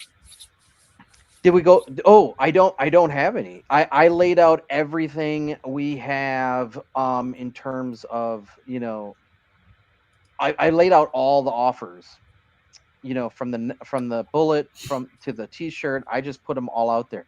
I didn't do any stretch goals. I usually don't. I just put out all the offers. I kind of like that. Just keep it more focused on the book itself. Like, every time I get something on Indiegogo, it's like, and here's 5 extra bookmarks. And I'm like, I have a box of bookmarks. I use one. I mean, I just include that stuff. I'm like, hey, if you want trading cards, everybody just go in on this. And I get it. If only, let's say, one person wants trading cards, you still have to print trading cards for the one person. But I get it if you say, we'll make trading cards if we hit this mark. But I never think it's kind of a letdown, I guess, if I have all these goals in mind and I say, well, we're only going to make the poster if this many people put in. I don't know. I don't know if it's wiser to do it that way or the other way. Do you let people get do you offer trading cards and you just let them get that tier? Yes. Well, every tier elevates, you get everything before that, and it just adds to the next, you get everything at the past tier. Man, these artists did such great work on these pages that you're showing. Some of these are just so cool. Oh yeah. And as you mentioned, how many different artists do you have on this book? I believe there's 7 different artists. If I include me, that would be 8, and I think there's one more. So I think there's like 9 artists, which is funny because everything's 9 related. Who did the rabbit? Joe, can you tell me why I want to get a fuzz tattoo so bad while you're at it? Nice. So her power is she can manifest her imaginary friends. So that's her imagination that's creating that rabbit. That's so cool. Yeah. That's awesome. Yeah. And there's your brain. Oh, is that the brain dude? Yeah, that's Think Tank. Oh, yeah, he's one of the scientists who tried to break down Crazy 9 so they could figure out how to cure it and stuff like that, and it exploded, and then it turned him into this giant brain creature who makes those psychic force fields around himself. So I love Think Tank. You had mentioned using the bright colors earlier, Joe. Yeah. Did you do all the colors in the book? Yeah. So can you tell us? So Matt and I love asking the creative questions like this, but what tool set did you use for these? I'm using Clip Studio Paint. Nice. Okay. I love how you blended everything in that. Across his body. And a lot of these aren't even the final with the shading and the highlighting and everything like that, and the lighting effects. So some of them, like that I gotta look. Some of these aren't the final colors, but I needed to get stuff up. So some of them will look even better. So Yeah, this is cool. Oh, this is cool. And you're so funded just means, for everybody out there, it just means that they've reached a goal where they're going to be able to make the book happen. Everything on top of that is just helping get the book into more people's hands. exactly. So Exactly. Yeah. And you know, even if nobody bought the book, we're still gonna produce it. I mean, obviously. well, yeah, that's because you like nothing will stop you. Yeah. Because we're just You're- constantly making books. Oh You man, guys I are just awesome. love this art style. Yeah. I mean, it's Those are the That's change cool. bandits. They only mug people for change. For pocket change. Yeah, they're kind of crazy. They're the change bandits. I love how if you look closely on the back patch, you can see "empty your pockets" on the patch Penny? there. That's great. Yeah, they call women pennies. Oh, Yeah. They're bad guys. She's in trouble. yeah, they look bad. Oh, Yeah, they're psychos. Yeah, I mean, this it's Well, like color. they're robbing having a people for whole gang of change. like jokers, you know. Batman So from Batman. who yeah. are these two right here? So that's AM and PM, and they're the Okay, main these are creators of the drug. And they Okay. are doing this experiment on mankind, and they may or may not be immortals. Gonna But ask if they were gods. right. Well, you'll see something at the end of the book. But AM obviously has all the sun motifs, and PM has all the moon and like cooler color motif. I think I like AM. Yeah. It looks like my style. Yeah, they're pretty cool characters, but they're the ones that are doing all of this. So that's who the main detective is trying to get to the bottom of on who are these people. They're always together. And they'll like talk to each other on like experimenting on what people do with this power and stuff like that. They're very mysterious. So they're basically yin and yang, Mhm. right? So would one be good and one be evil? No, they're both bad. Or not bad, depending how you look at it. I mean, if you just look at it like they're Scientists. they're giving this power, and a lot of people use it for bad. Some people use it for good. They don't really interfere other than give it to them. Like it I made this before this movie, but I'm thinking of, remember that movie, was it The Box, where this guy gives them, this family, this box, and mhm. like in it, or like they push a button and someone dies that they Yep. don't know, and then they get like $1 million, and if you push the button, it's like that whole like choice versus should you do it or not. That's what they're doing basically. They're saying do this and you'll get something, and maybe you shouldn't, but that's on you, type of thing. So they're experimenting. So if you think that that's not evil, then they're not. But if you think that is, then they are. So I guess it's I mean, playing with people's lives. So if, I mean, that I would think is bad, but other people might not think right. it's bad. So, Such cool characters. but it's not like they're killing people. I don't think they have.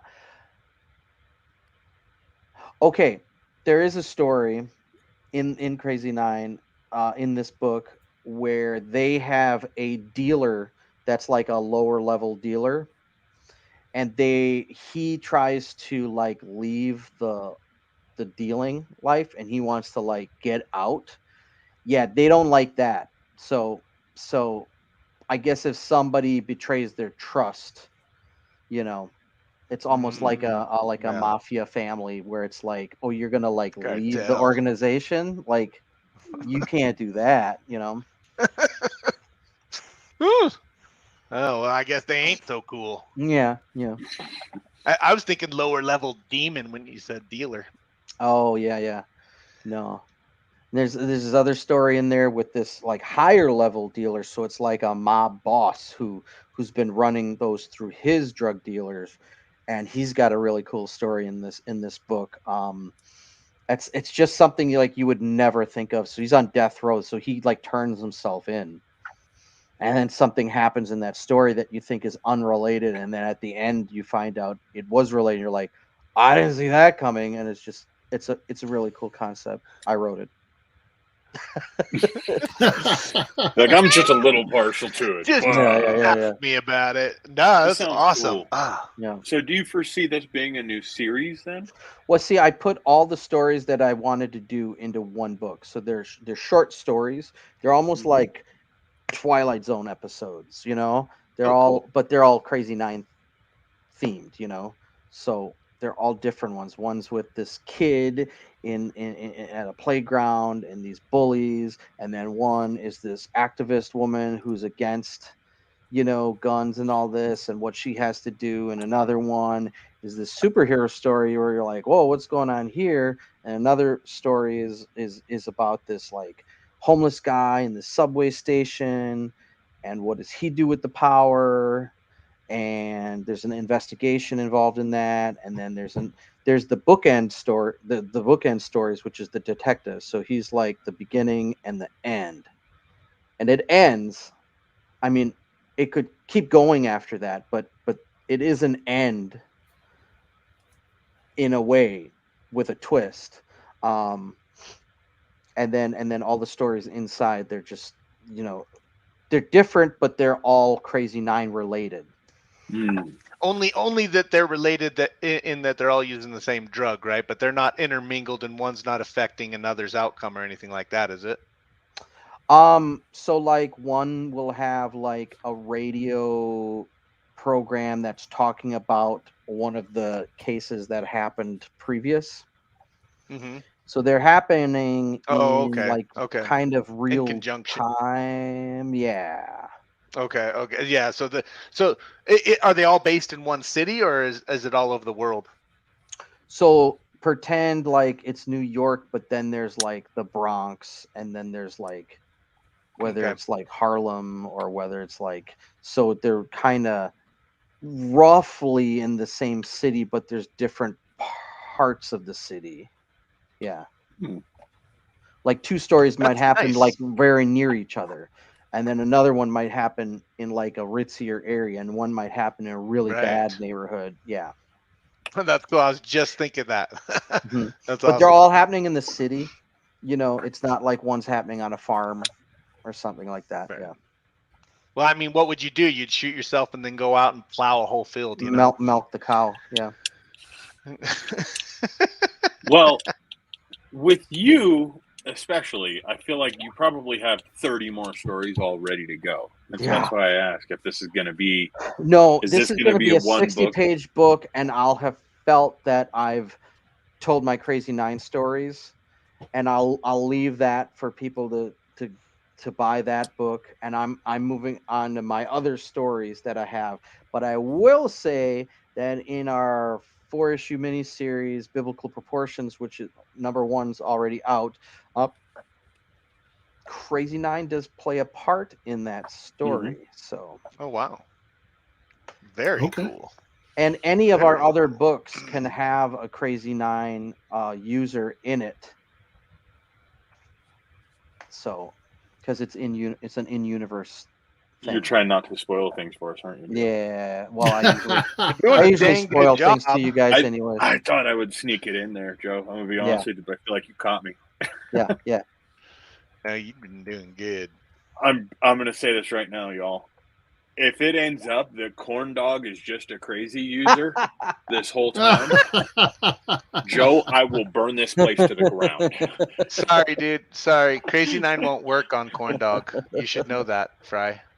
Hey, I'm just wanting. I have no idea the answer to that one. It wouldn't work on me. It doesn't have the brain for it. Well, let me go ahead and make sure I show this up because we didn't have Illusion was asking in chat for the link to it. So we've got that chat or that link on every one of the platforms. Everybody, please go over and check this out. Even if you don't back it, it is super, super, super helpful to these indie creators like Joe and their teams I mean, think of all the artists that are working on these type of books. Just everybody. It's not just Joe that's working on these. Do a solid and just share it out. You may have some friends that are interested in it.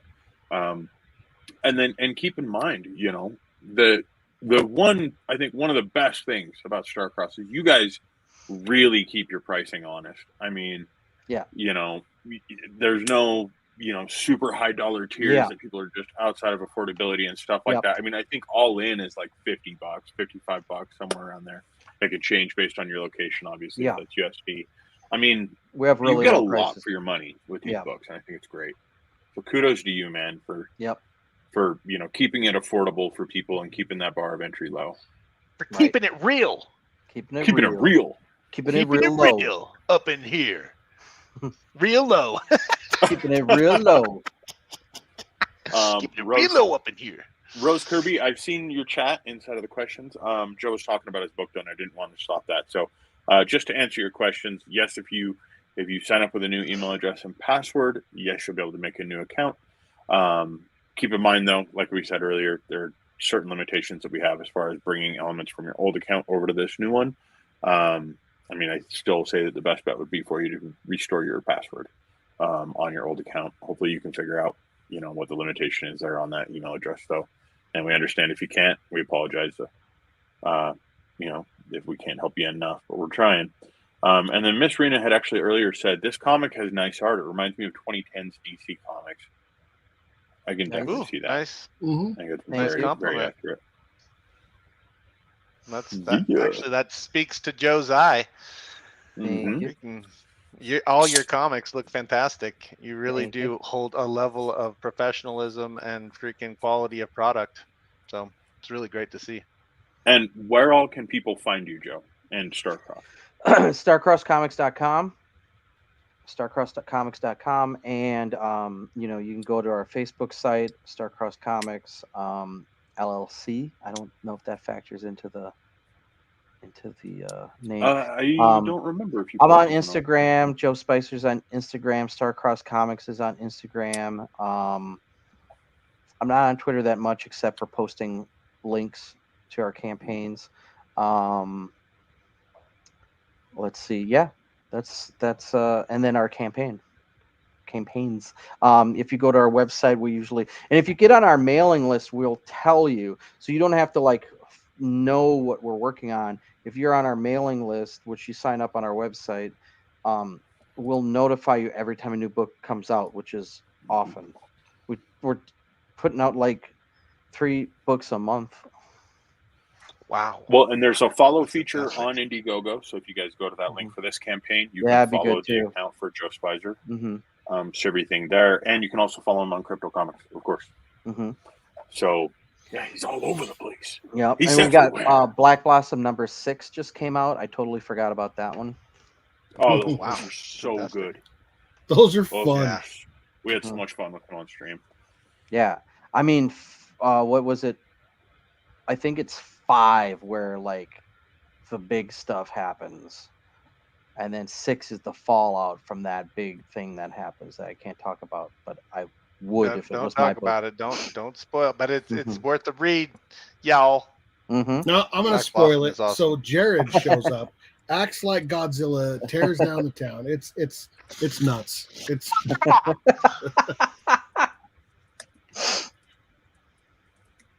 something like that. Yeah, something like that. Joe said, "Oh, I'm losing my mind here, man." Fry, that's not nice. You told me to act like this. I did.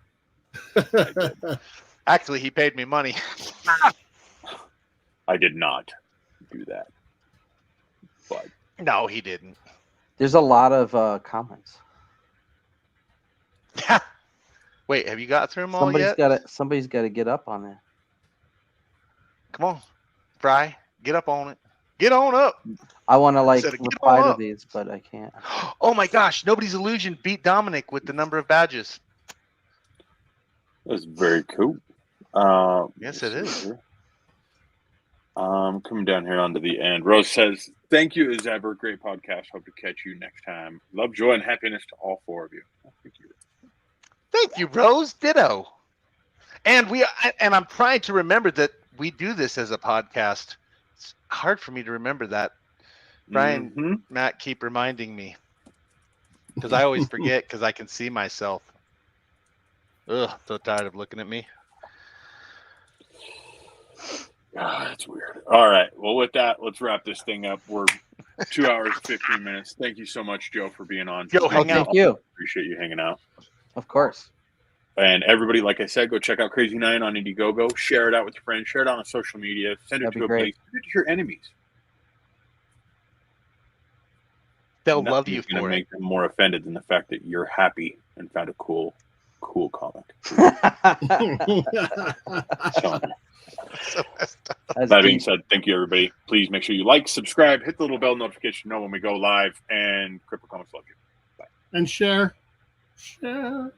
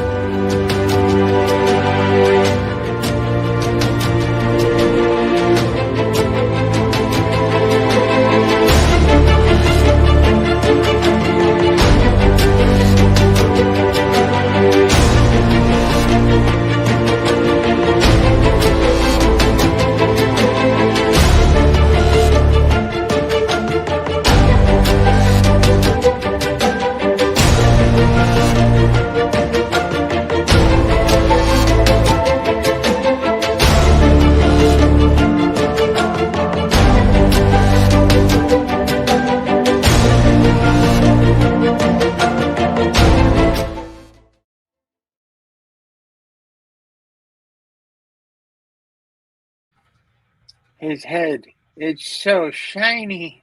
Oh my gosh, it is shiny. I love Shine, your head. shine. Oh, it's Mr. Clean. I love Matt's hair.